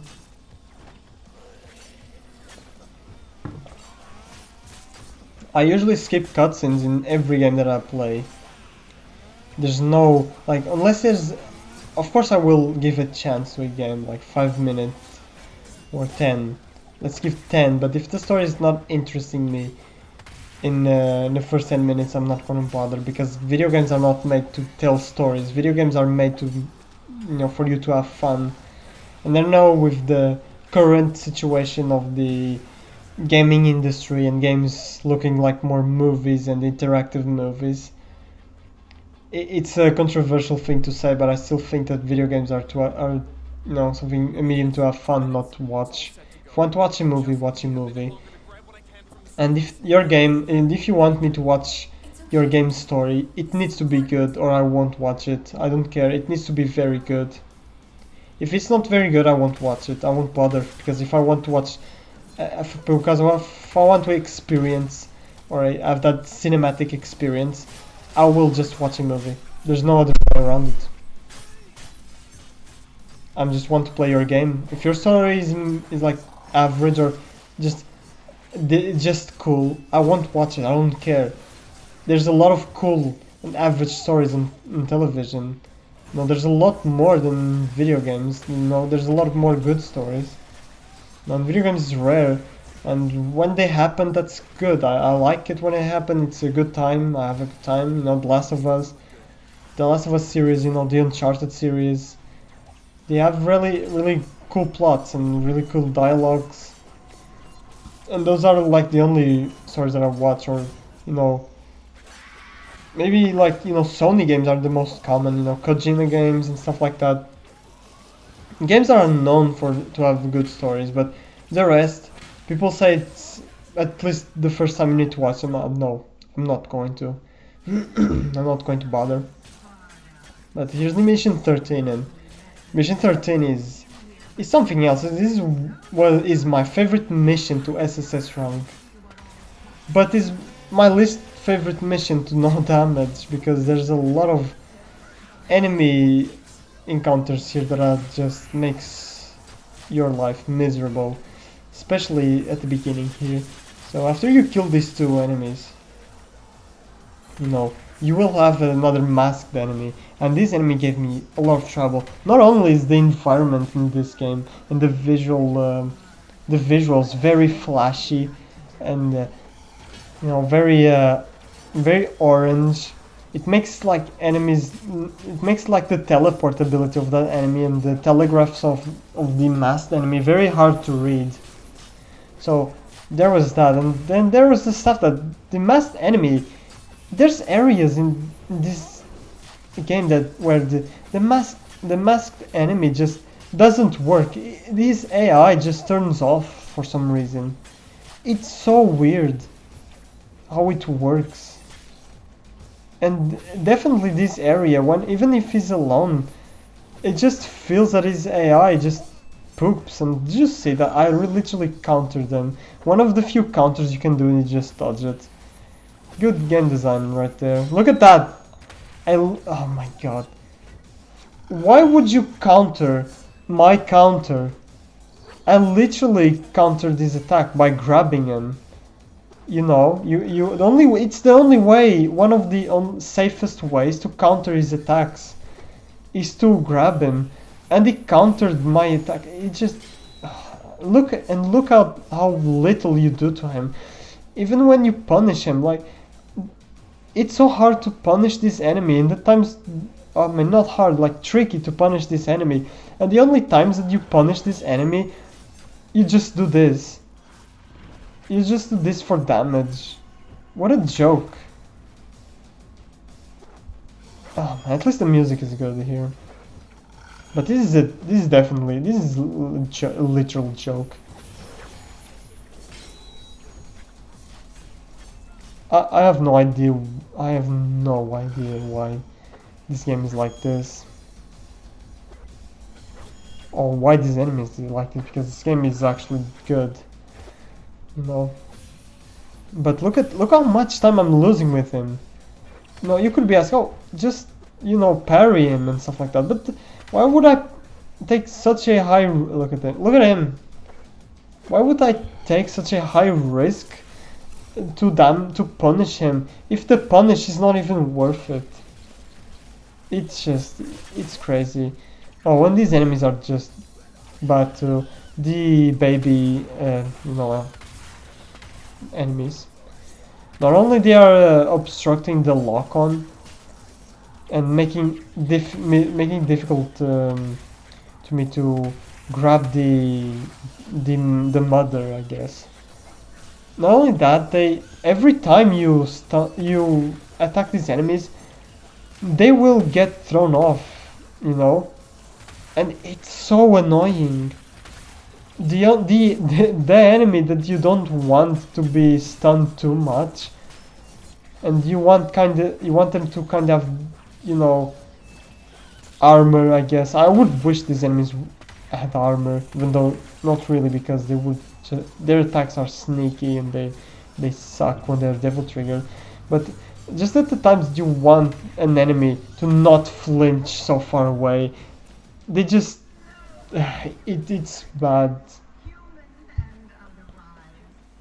And if you did that encounter, good for you, because that was challenging, just because of that shitty masked enemy and the checkpoint not being very good. But here you go in this encounter. This encounter it's significantly easier, and you'll have only to deal with this RP type enemy. I don't remember the names for this enemy. I think it's actually RP, if I'm not mistaken. I call them RPs anyway. This enemy is very easy.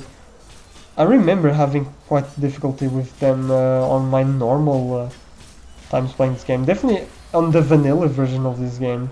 The vanilla version of this game, I had difficulties with this enemy, but I didn't really understand the enemies that much. But this is probably the best flying enemy in the Devil May Cry game. Every flying enemy in Devil May Cry games are just so bad and nobody likes them.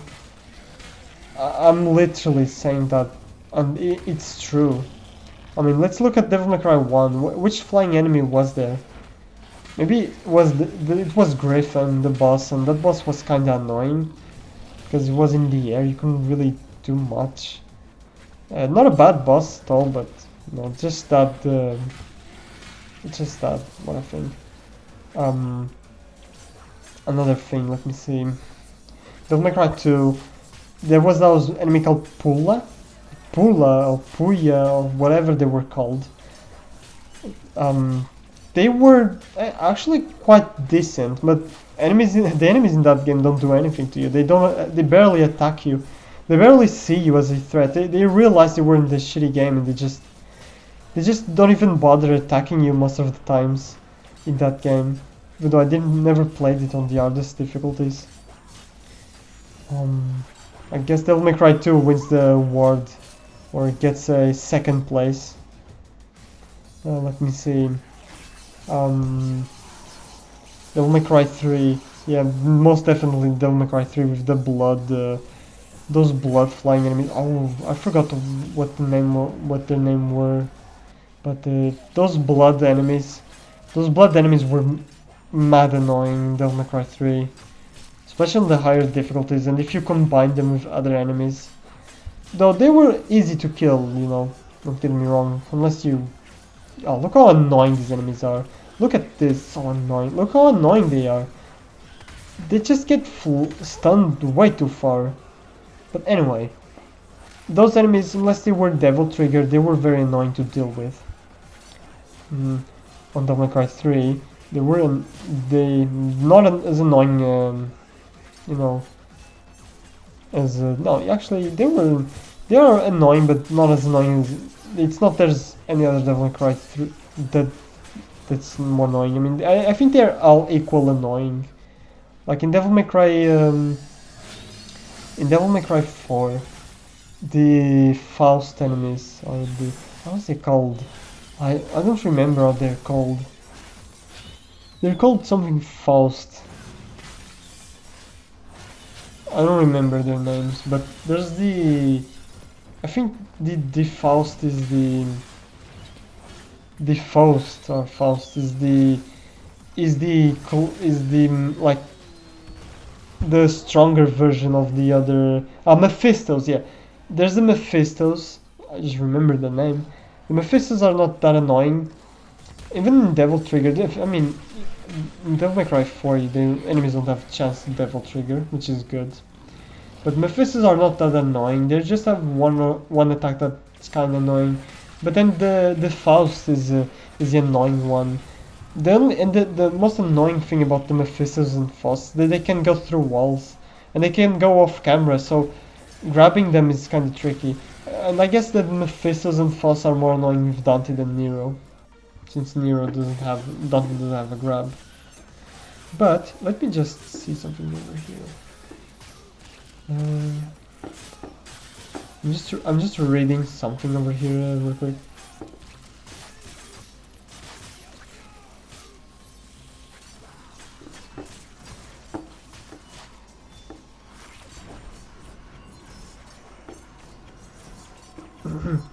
Okay, I'm just going to... I know this is unprofessional. It's been a while since unprofessional time. Actually no, I will do this later.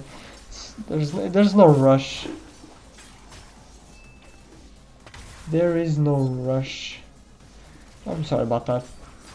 But I was kind of curious about something, about work. And but work can wait. Today I'm going to dedicate my day for commentary. No, I don't care about work, and that can wait for tomorrow or for later. But yeah, we were talking about Mephistos, and in Devil May Cry 5 there's a lot of there's quite a good variety of flying enemies. Devil May Cry 5 has actually a good variety of enemies overall. I'm very happy with what they did with the enemy variety in that game. And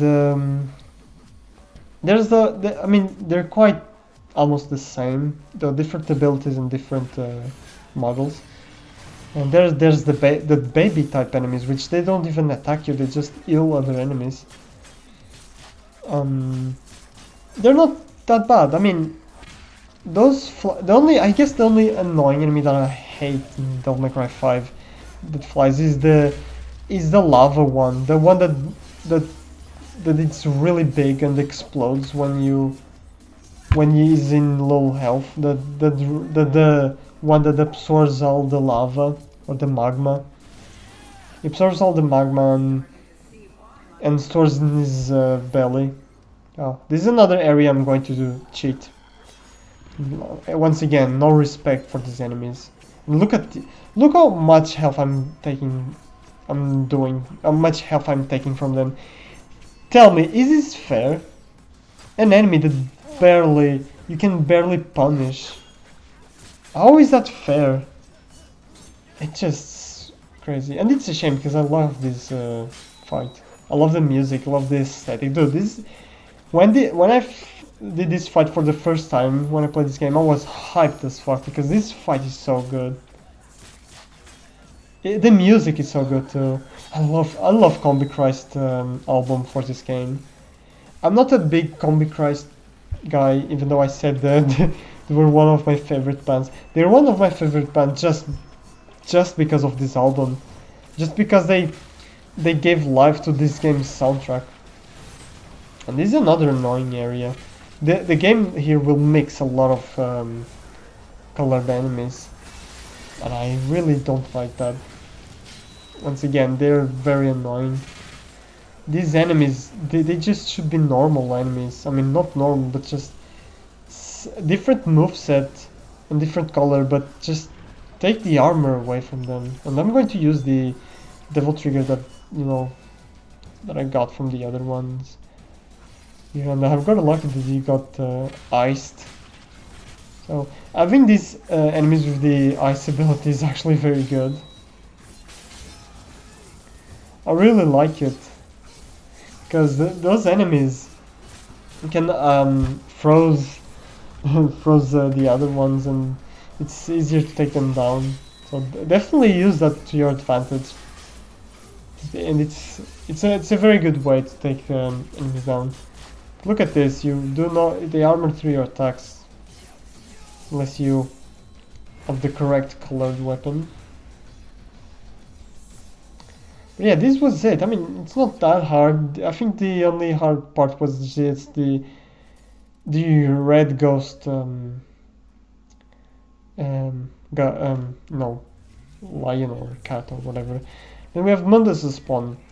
Another boss fight that I quite like a lot because of aesthetic and visual design. As in terms of boss mechanically, it's alright. It's better than Succubus, but it's not better than the Hunter. This boss is still... It gives you the illusion that it moves a lot, but it just teleports. It doesn't really move, I mean, kind of moving right now, but it's just to telegraph his attacks. So it will just teleport, and it will do these smash attacks. Will do like a shockwave, and you need to jump. Be careful with the shockwaves, though. The shockwaves have a really weird hit detection. And they can hit you when you think they wouldn't be able to hit you. So I would recommend you to jump, just pre-jump, and stay in the air as much as you can while he does those attacks, because when he does those really fast ones, it can be really fucky with the hitboxes. Believe me, that was like the only way for this boss to damage you, because other than that, this boss is easy. And just use your dodge, your blue weapon dodge. Use your like this. Just be sure to stay in the air. As you see, I didn't get hit there because the hitboxes are just weird. Sometimes you can be hit in the air very close, when you're kind of close, sometimes you don't, it's strange. But I have a question. I haven't played this game on PC, and I'm doing this on console because the Definitive Edition is on console, and I don't think this game is worth picking up on vanilla. I don't think, even though I like this game. When I played the vanilla version, I had a few problems with it, with a few decisions that I made. And I don't think PC gamers got the definitive edition for this game. I think it's a console exclusive, which is kind of sad because the definitive edition really does this game a lot of justice. It fixes a lot of stuff this game did wrong before. I mean, didn't fix the story, don't worry. But it did fix the colored enemies, which I mean, to me it's not a very good fix, but at least it's something. At least they knew about what was wrong. They did fix a few other things that I don't really know too specifically. I don't really remember. There was some really specific things that I fixed. They fixed it, added like the lock on. I think they changed how the style works now. I think now it's harder to style than it was before, because before it was easier to style, even though it's still easy to style right now. But now I can see that it's a little bit harder to style. They had the new difficulty. Let me see the. I think that's it. I think that's it. I think that's all. Obviously the 1080p 60 FPS, but on PC that's already possible. I mean, I heard that on PC this game was locked at 30, so I don't know. And this mission, I don't remember. This mission 14. This is the smallest mission in the game. You can literally speed run it. You can skip every enemy. I skipped the beginning spawn, so I didn't show it. But I didn't skip this one. But literally just that's it. That's the mission. And now for the hardest. I wouldn't say hardest. I mean, yeah, maybe hardest, but and longest mission of the game. This mission is quite long.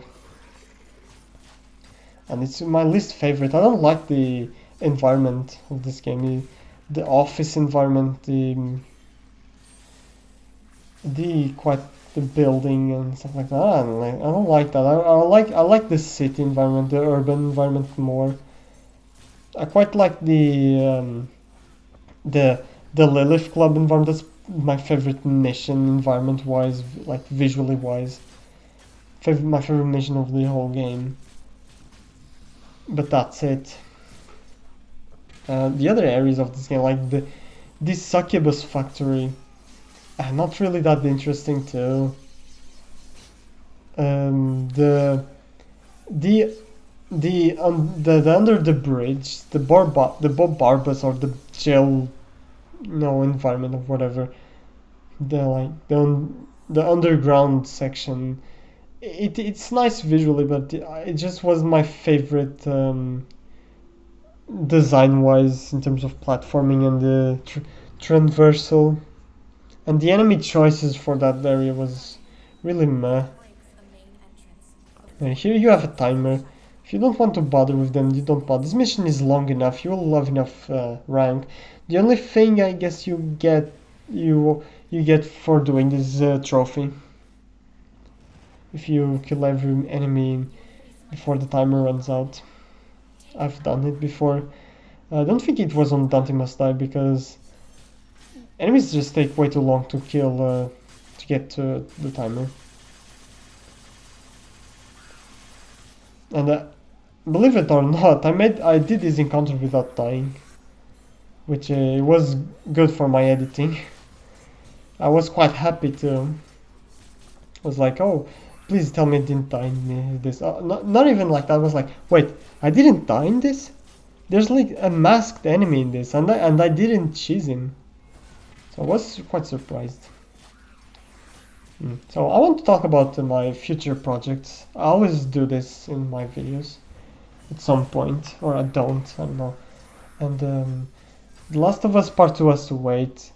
I'm not really in the mood to do The Last of Us Part 2 yet. I think it still can wait a little bit, because I'm very excited to do a Dead Space series again and commentate. Another thing that I'm excited about is a very, actually quite big project that I'm working right now, which is Devil Within 2. And you know the project is quite big because that game is very big. And I'm still conflicted about doing every side quest, every little bit of collectible not all collectibles, but you know, exploring every house, just explore the whole areas, and just have a 15-hour no commentary video, or just do the first area, which I've already done, explore the first area, and then when I move towards the game, I just do the story normally. I definitely want to do the how is she called, that ghost section, Amina, I think it's the Amina sections, because I want the revolver. I want Sebastian's revolver. I will be playing it with the Sebastian Devil Within 1 outfit, because I'm a Devil Within 1 fanboy, you know. So I want the revolver too, and I wish the game would let you start with the revolver. Unfortunately, I can't really do that because I don't want to do a Kumo on New Game Plus. But oh man, I wish I had used the revolver. And it would be really cool if it had the same reticle. Not the same shooting mechanic, because that was horrible in Devil Within 1. But at least the same shooting reticle, but just to get that feel. And I know it seems like a really superficial. Oh man, what the hell? What am I doing with my brain? What are you talking about? Superficial way to think about it, but I really like the red. Having the reticle would really make me feel at home, you know. And if you want my early thoughts about Devil Within 2, I guess until now, of course, I haven't played the whole game. I'm still on chapter 3, but I have to admit, compared to Devil Within 1, I'm enjoying it less, and I'm not liking some stuff about it. I don't like how they downgraded a lot of the combat. Of course, the game now is stealth focused, so you will be using that. But they really downgraded a lot of the combat in that game, and well, what can I say, you know? It's a completely different game, Devil Within 2 and 1, directed by different people. It's obviously going to be different visions, you know. But I still have the right to say that I prefer one over the other, and definitely I would prefer Devil Within 1 100 times more than Devil Within 2. I'm sorry. I know that a lot of people like both games and they still love Devil Within 2, but I still like Devil Within 2. I mean, I'm not getting me wrong, it's not a bad game. I still enjoy playing it, but it's not a game that I want to play a lot. And even on a Kumo, it's just not doing it for me. But you know, I'm still a beginning. I just don't like how they took away some of the realistic feedback from Devil Within 1, and it's so specific now, and they took away the matches. They kind of threw off the balance of the combat. They now it's the bottles now are very good. I mean, very good. You now can store bottles. You know, congratulations, but they're still shitty. Their detection are still bad. Enemies can still armor through it. Then it's still a really tricky situation. The bottles, but I don't know, man. It would help a lot to have the same realistic feedback as the Devil Within 1, because you shoot an enemy on the leg once when they're like kind of jogging, and they don't fall. They don't do anything. They just take the bullet on their legs, literally. How does that even work? The enemy is literally running or jogging towards you. You shoot them in the leg. How the hell doesn't do anything? If you shoot them 2 times in the same spot in the leg, it will flinch. But you can't punish that flinch whatsoever without upgrades, so it's useless. And the only way is the bottles. Literally, the bottles are the only way to fight encounters in that game. The bottles are very OP, and I'm glad you can carry them now because they are very powerful, even though they are flawed as hell.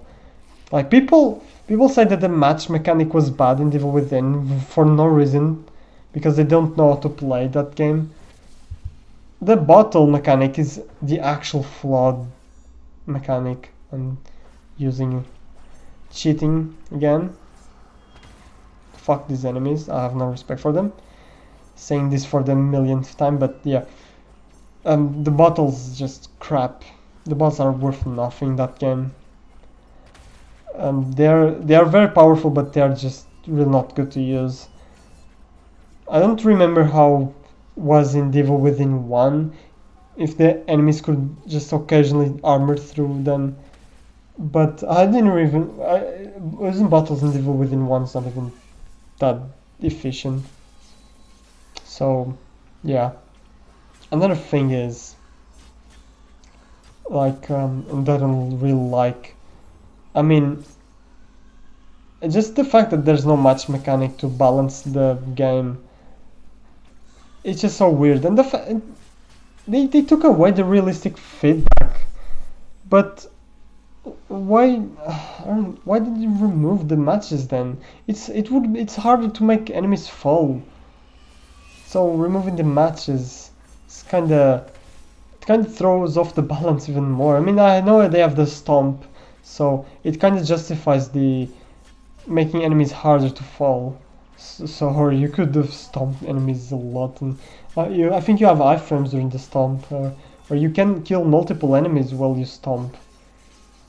But still, like, at least add some melee, some really cool melee to it. You take away the match mechanic, add the melee. And that game has actually some cool stuff about the melee.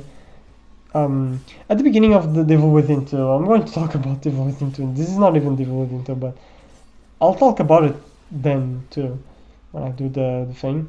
But at the beginning of Devil Within 2, the first enemy, the first haunted, lost that you encounter, has half of his head damaged, and that means that he is at low health, or at least half of the health. So if you stun that enemy by shooting it twice in the leg, if you attack that enemy 2 times with the melee, you will do an execution attack, or a strike attack. I will call it an execution attack. You literally execute the enemy with the knife, and it looks so cool. Let me tell you, it's the best animation in that game. Even better than the stealth kills, even better than the bottle kills. It's so good, and I have tried playing with that mechanic, and of course, even though it's very good to pull it out, it's impossible in that difficulty. Especially if the enemy is in full health. If the enemy is in full health, and even if you stun him in the leg, you can't kill him with the melee. So what I experimented with was how many shots would it take until I would be able to kill him with the melee, and with my experiments, it took me like 2 shots in the leg to stun him, and then 2 more shots in the leg. And this is kind of random, because if you shoot him 4 times in the leg, you will get you will get 2 results. One of them being the leg you will dismember the leg and you can stomp them, and the other will be you will like, instead of him like flinching, you will get stunned. You will get stunned for quite a reasonable amount of time, actually. Like, he gets on the loss will get on his knees, and will be like that for a couple seconds. And in those couple seconds, I try to melee them, spam melee, and still took me like how many? Like 4 melee attacks, and more, probably 5, and he recovered from his stun, and I still attacked him, I still spammed him, even if when you recover. Then the good thing about it is when they recover from their stun state, they still take quite a while to attack you. They have a really long recovery animation. So, but then when he finished his recovery animation, I was able to stun him again with the melee, because you can do that. You can kind of stun them with the melee, and then after stunning them in the 5th hit, Sebastian did the execution animation, but it took 5 melee hits, and the melee in that game is slow. Like, the melee is not as fast as the axe, it's very slow, so it looks very bad doing it. I mean, 2 hits to do the execution attack, like I did at the beginning of the game, was already kind of slow and didn't feel that good, even though the animation is good. Imagine 5. And I was lucky because I stunned him with my melee. Imagine if I don't stun him, because it's not guaranteed stun. But I need to play with it more, because it would be really cool to end fights with that. You know, even though it wastes more ammo, and the bottles are there for a reason. And there's an enemy down there. I don't know what the hell is that about, but there's an enemy down there. Well, look, he's stuck there. You can see him try to go up here. I thought that I had to restart the checkpoint, and this checkpoint is very long. But I tried to hit him with the shotgun. And which enemy is this? Because he's taking a lot of damage from the shotgun. It's probably a normal enemy. If it was a night enemy, I was for a bit of trouble, because shotguns don't do anything to the knights because they have the shield. Unless that enemy wasn't doing the shield, I don't know. But that was an unfortunate bug. But 2 of these enemies are not. You can cheese these enemies by spamming the or you call that move, the forward triangle, the flush. Yeah, the flush move. You can spam the flush move and it's easy, safe, or you can do what I'm doing right now, which is going near them and risk it, even though it's not risky. They are easy enemies. Then for mission 17, and the first encounter is a ghost, it's a blue ghost already, combined with a normal one. Well, at least this environment, there's you can kill enemies in this environment. Oh, that would have been a kill. That enemy was going to be dead, but I didn't want to let him go. So again, as you can see, since the game is limiting you to specific weapons to fight a certain enemy, I'm doing this in a very weird way, in a very limited way. I'm literally just cheesing this guy, getting him stuck in animations, because the game doesn't give me any other option.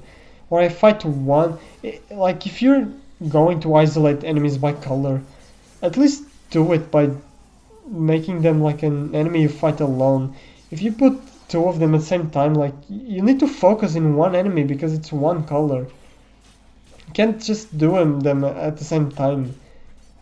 Even though you can in this edition, the vanilla version, you couldn't fight them at the same time, which was a mistake, and well, they fixed that. But yeah, speaking more about things I don't like about Evil Within 2. Well, there's not really a lot more that I don't like about that game. That game is still good, still solid game. It's I'm enjoying the exploration, I guess, you know, and the stealth is good. Stuff is very powerful.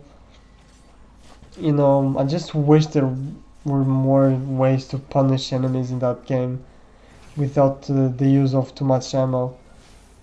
I mean, the shotgun's essentially going to be the main weapon for for forced encounters because shotguns are the guaranteed stun, and the shotgun Devil Within 2 is so bad. Oh man, not only sometimes they don't stun an enemy, and sometimes they will just take off an arm even though I explicitly aim for the chest. Sometimes the shots just straight up miss. Today I had an experience of enemies being very close to me. I panicked and I literally put my reticle on them. They were very close to me, like literally breathing down my neck, but in front. And I put my reticle on them, on the chest, and I fired point blank, and the shots got through them. It didn't hit any of them. It was so bad. And then I didn't quit. No, that was nice, that parry. I'm gonna try that more. Huh? But I didn't quit. I dodged their attack and decided to, shoot their legs since I missed that shot. I decided to shoot their legs so that I can make them fall. I tried to focus my reticle on one of the lost legs, and guess what? It did nothing. You would think that a shotgun at point blank range would decapitate your legs with one shot, but it doesn't that game. It's terrible, and it's going to be the main weapon for the first encounters.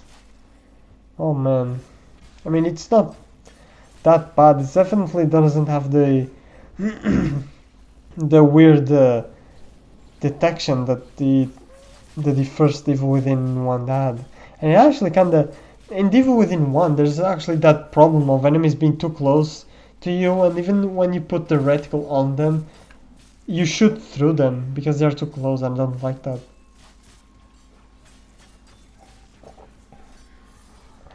So I guess it's something that they got through. They got from something that it was from Devil Within 1, and they didn't really fix it. It sucks. One of the few things that Devil Within 1 does wrong. And when I say few things, I say like 0.000000001% of the things that game does wrong. Because that game doesn't do anything wrong. It's a perfect game. Just kidding. No game is perfect, but Devil Within is perfect. And I can't wait to complete Devil Within project. It's gonna be a big one. I already can tell. It's gonna take. Sorry about that. It's going to take a lot of time to render, a lot of time to upload. If it's going to be more than 7 hours or 10, like I'm expecting 10 hours out of that game, with the cutscenes and everything, or more. Hopefully don't goes past the 15-hour mark. No, that would be something. That would be, my PC would die rendering that video. And yeah, that's kind of it. After Devil Within, I just want to go to Dead Space. Go to Dead Space and Dead Space 2, and then I'll think about The Last of Us Part 2. I'm trying to save The Last of Us Part 2 for like very good day, very good time when I'm very free, because I want to do something special for that game. I want to do very aggressive gameplay. Like, I want to be aggressive, I want to be action, and just do everything the hard way, the most inconvenient way. And it's going to be very hard because those enemies are very aggressive in that game, but the combat in that game is so good. They are, I have to congratulate Naughty Dog, because they really did a very good combat in that game. They made Last of Us 1 way better. And what a weird combination of enemies right here. Really? Two of the red ghosts and one masked enemy. Oh man. Such a really bad combination of enemies right here. I just don't expect how they would. I don't know what they were expecting you to do in this fight. Did they expect you to do this normally without the devil trigger? Shit, yeah, it confused me, and what I'm doing right now is just so boring. Ugh, I hate doing this. This guy's going to spam me with his attacks. It's not very good. It's not very entertaining, but it's just. And then I'm going to cheese them like this because I'm not. I don't want them to be spamming their attack. It's so bad. I'm sorry about this. It's just. I don't like how they designed this enemy. Like, it would be fine if I could attack him with all the weapons because I could have dodged and stuff like that. Be a little bit more creative and wow. Oh, I'm showing this, alright? I'm showing that.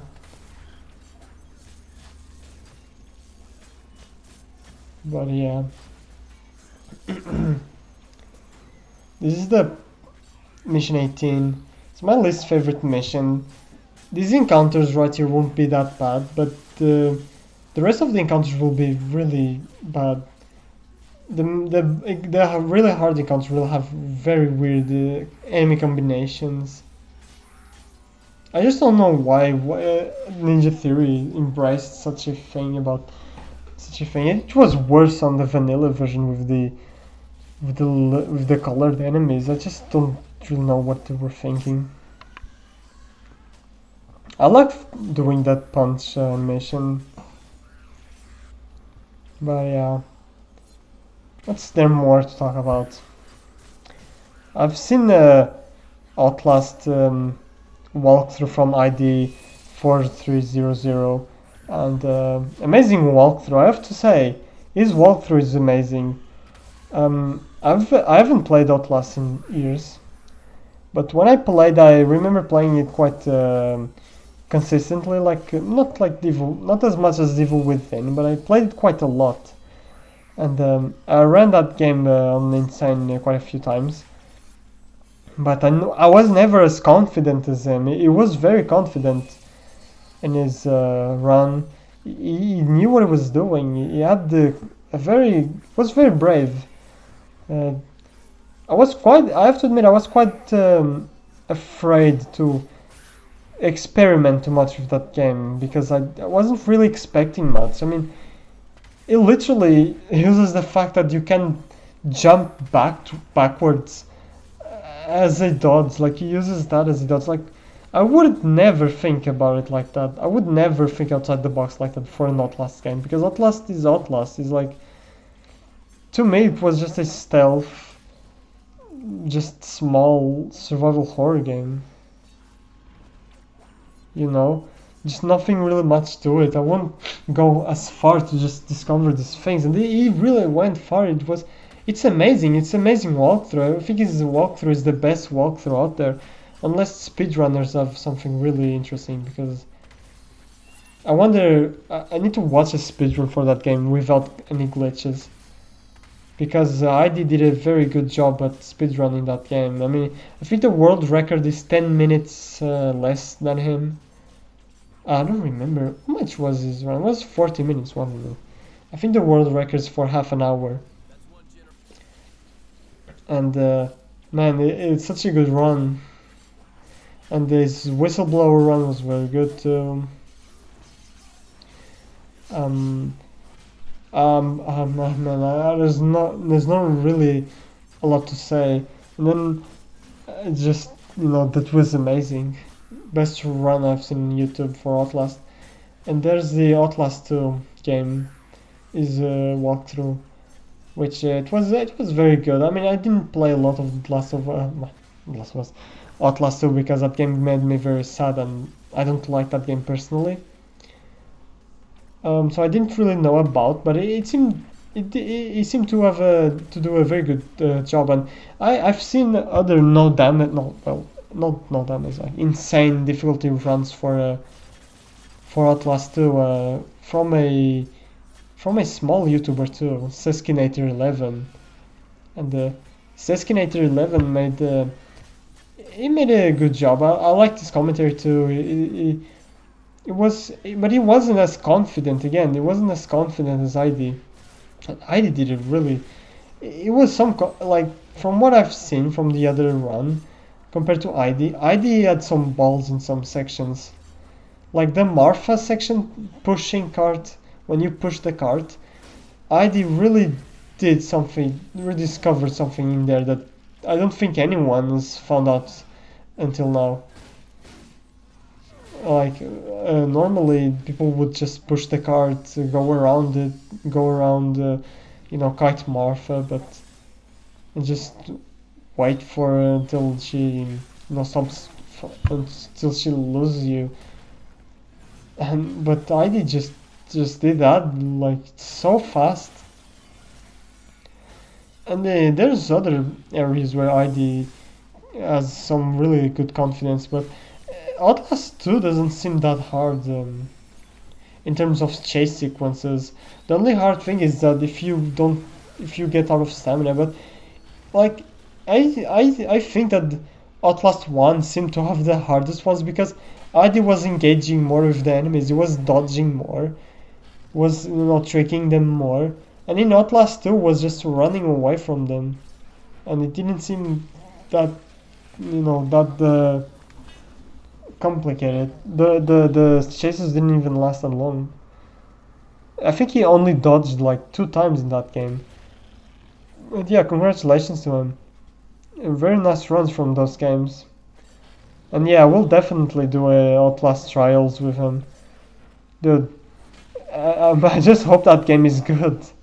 I just hope it doesn't make me sad like the Outlast 2. Outlast 2 was just... oh man. I want Outlast to be a better game. I really do. And hopefully Outlast Trials will change that. We'll add co-op. Like, I cannot imagine how the co-op will be in that game. An Outlast co-op. Like, how will they balance the game around co-op if it's a chase game,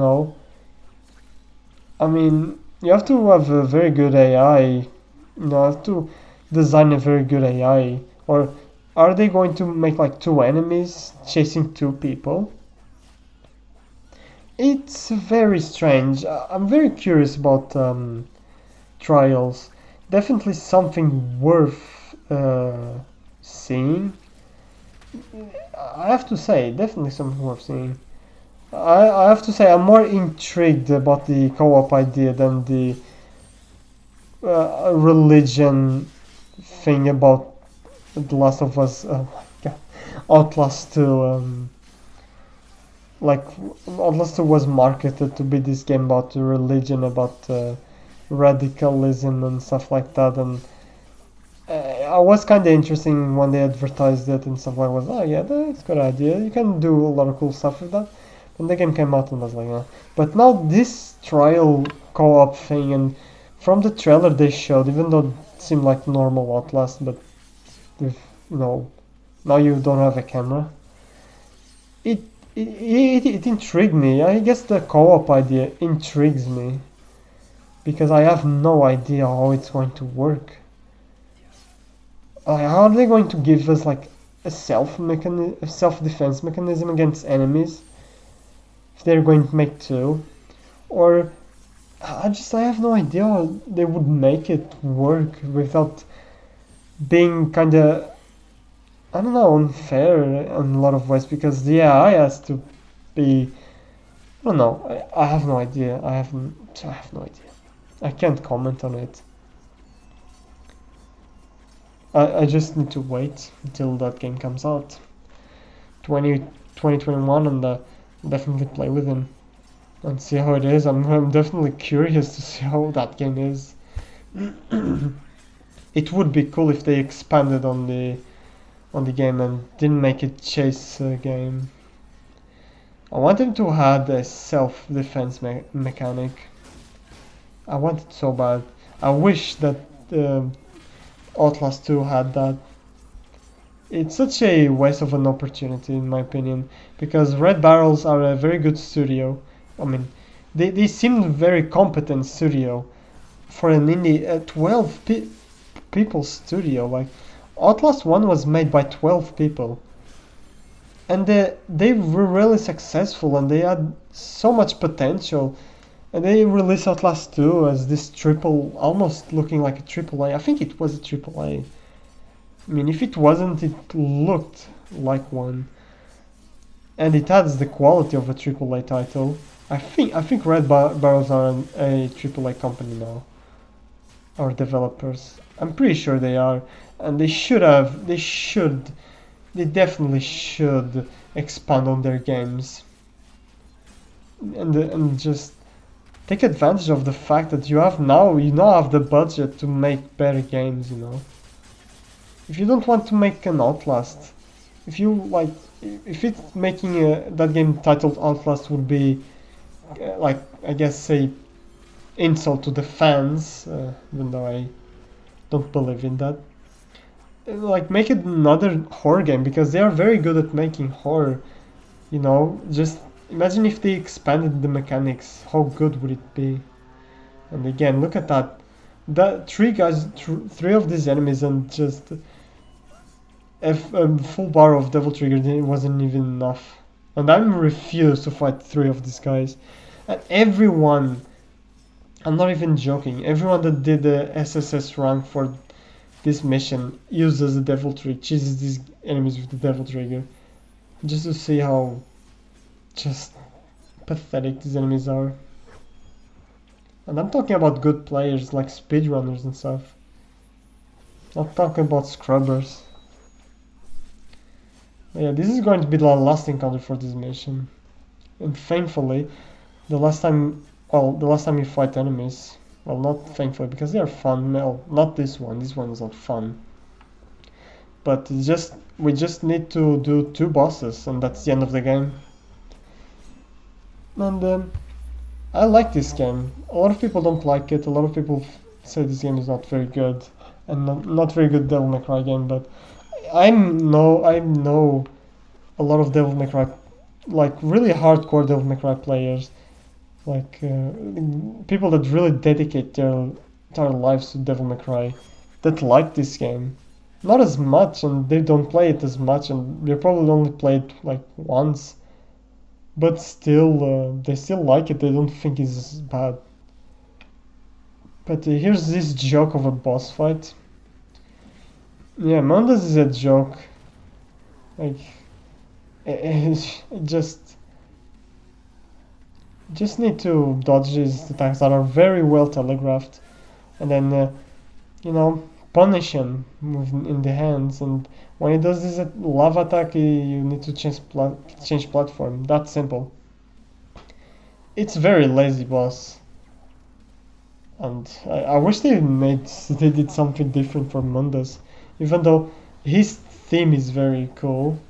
I love I'll sometimes hear it on YouTube. It's very good.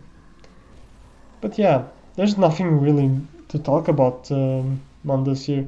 It's so boring too, because his health, you don't do a lot of damage to him. So yeah, it's going to be that. Yeah, but more stuff. No. After Devil Within 2 or the Dead Space series, what I'm going to do, I think I'm going to do the other Devil May Cries and take a break from survival horror, I guess. My channel is all survival horror. And yeah, I think you've noticed that already. I didn't think about that before. I was like, yeah, my channel is a good variety, you know? It has a nice variety and stuff. But then I realized and saw my playlist. I'm like, yeah, my channel is survival horror. It's like when people talk to me about what's your favorite video game genre, I'm like, you know, I have a good variety. You know, I like everything.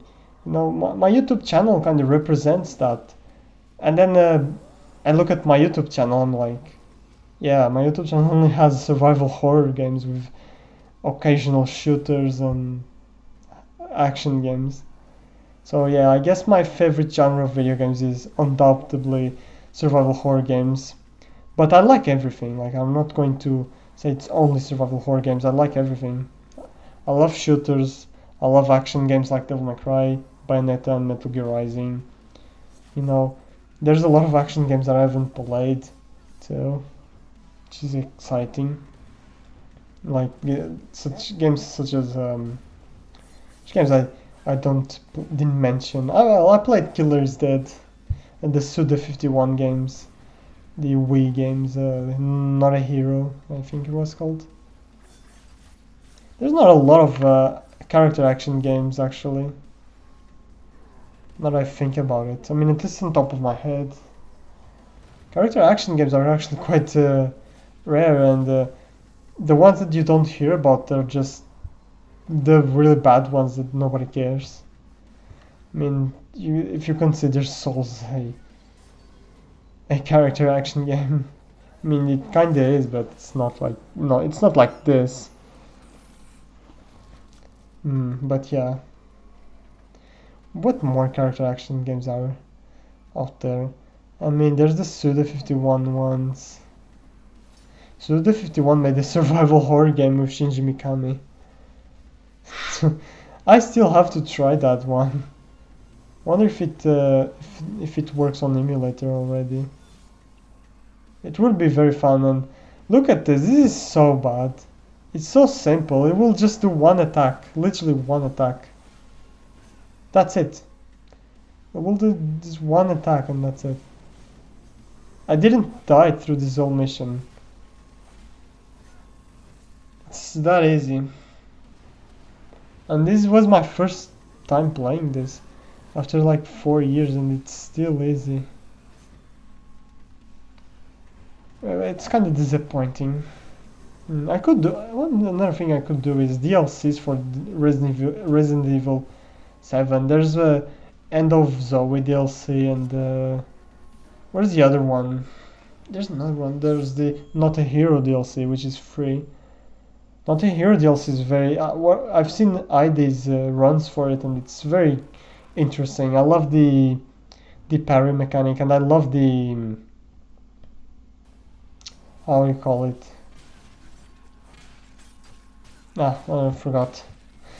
I love the the melee of the End of Zoe DLC. But yeah, this is Virgil, the last boss of this fight and the last enemy. And as you can see, he's not very complex, but he's literally the only boss in this game that moves. And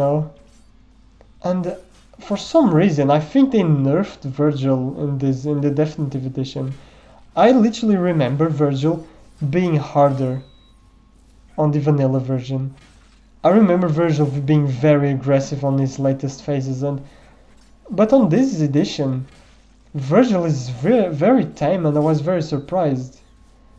Maybe I'm misremembering it and I'm better right now, but I don't think it was. I remember Virgil spamming Judgment Cut all the time. Like, he was spamming Judgment Cut, like spamming that shit.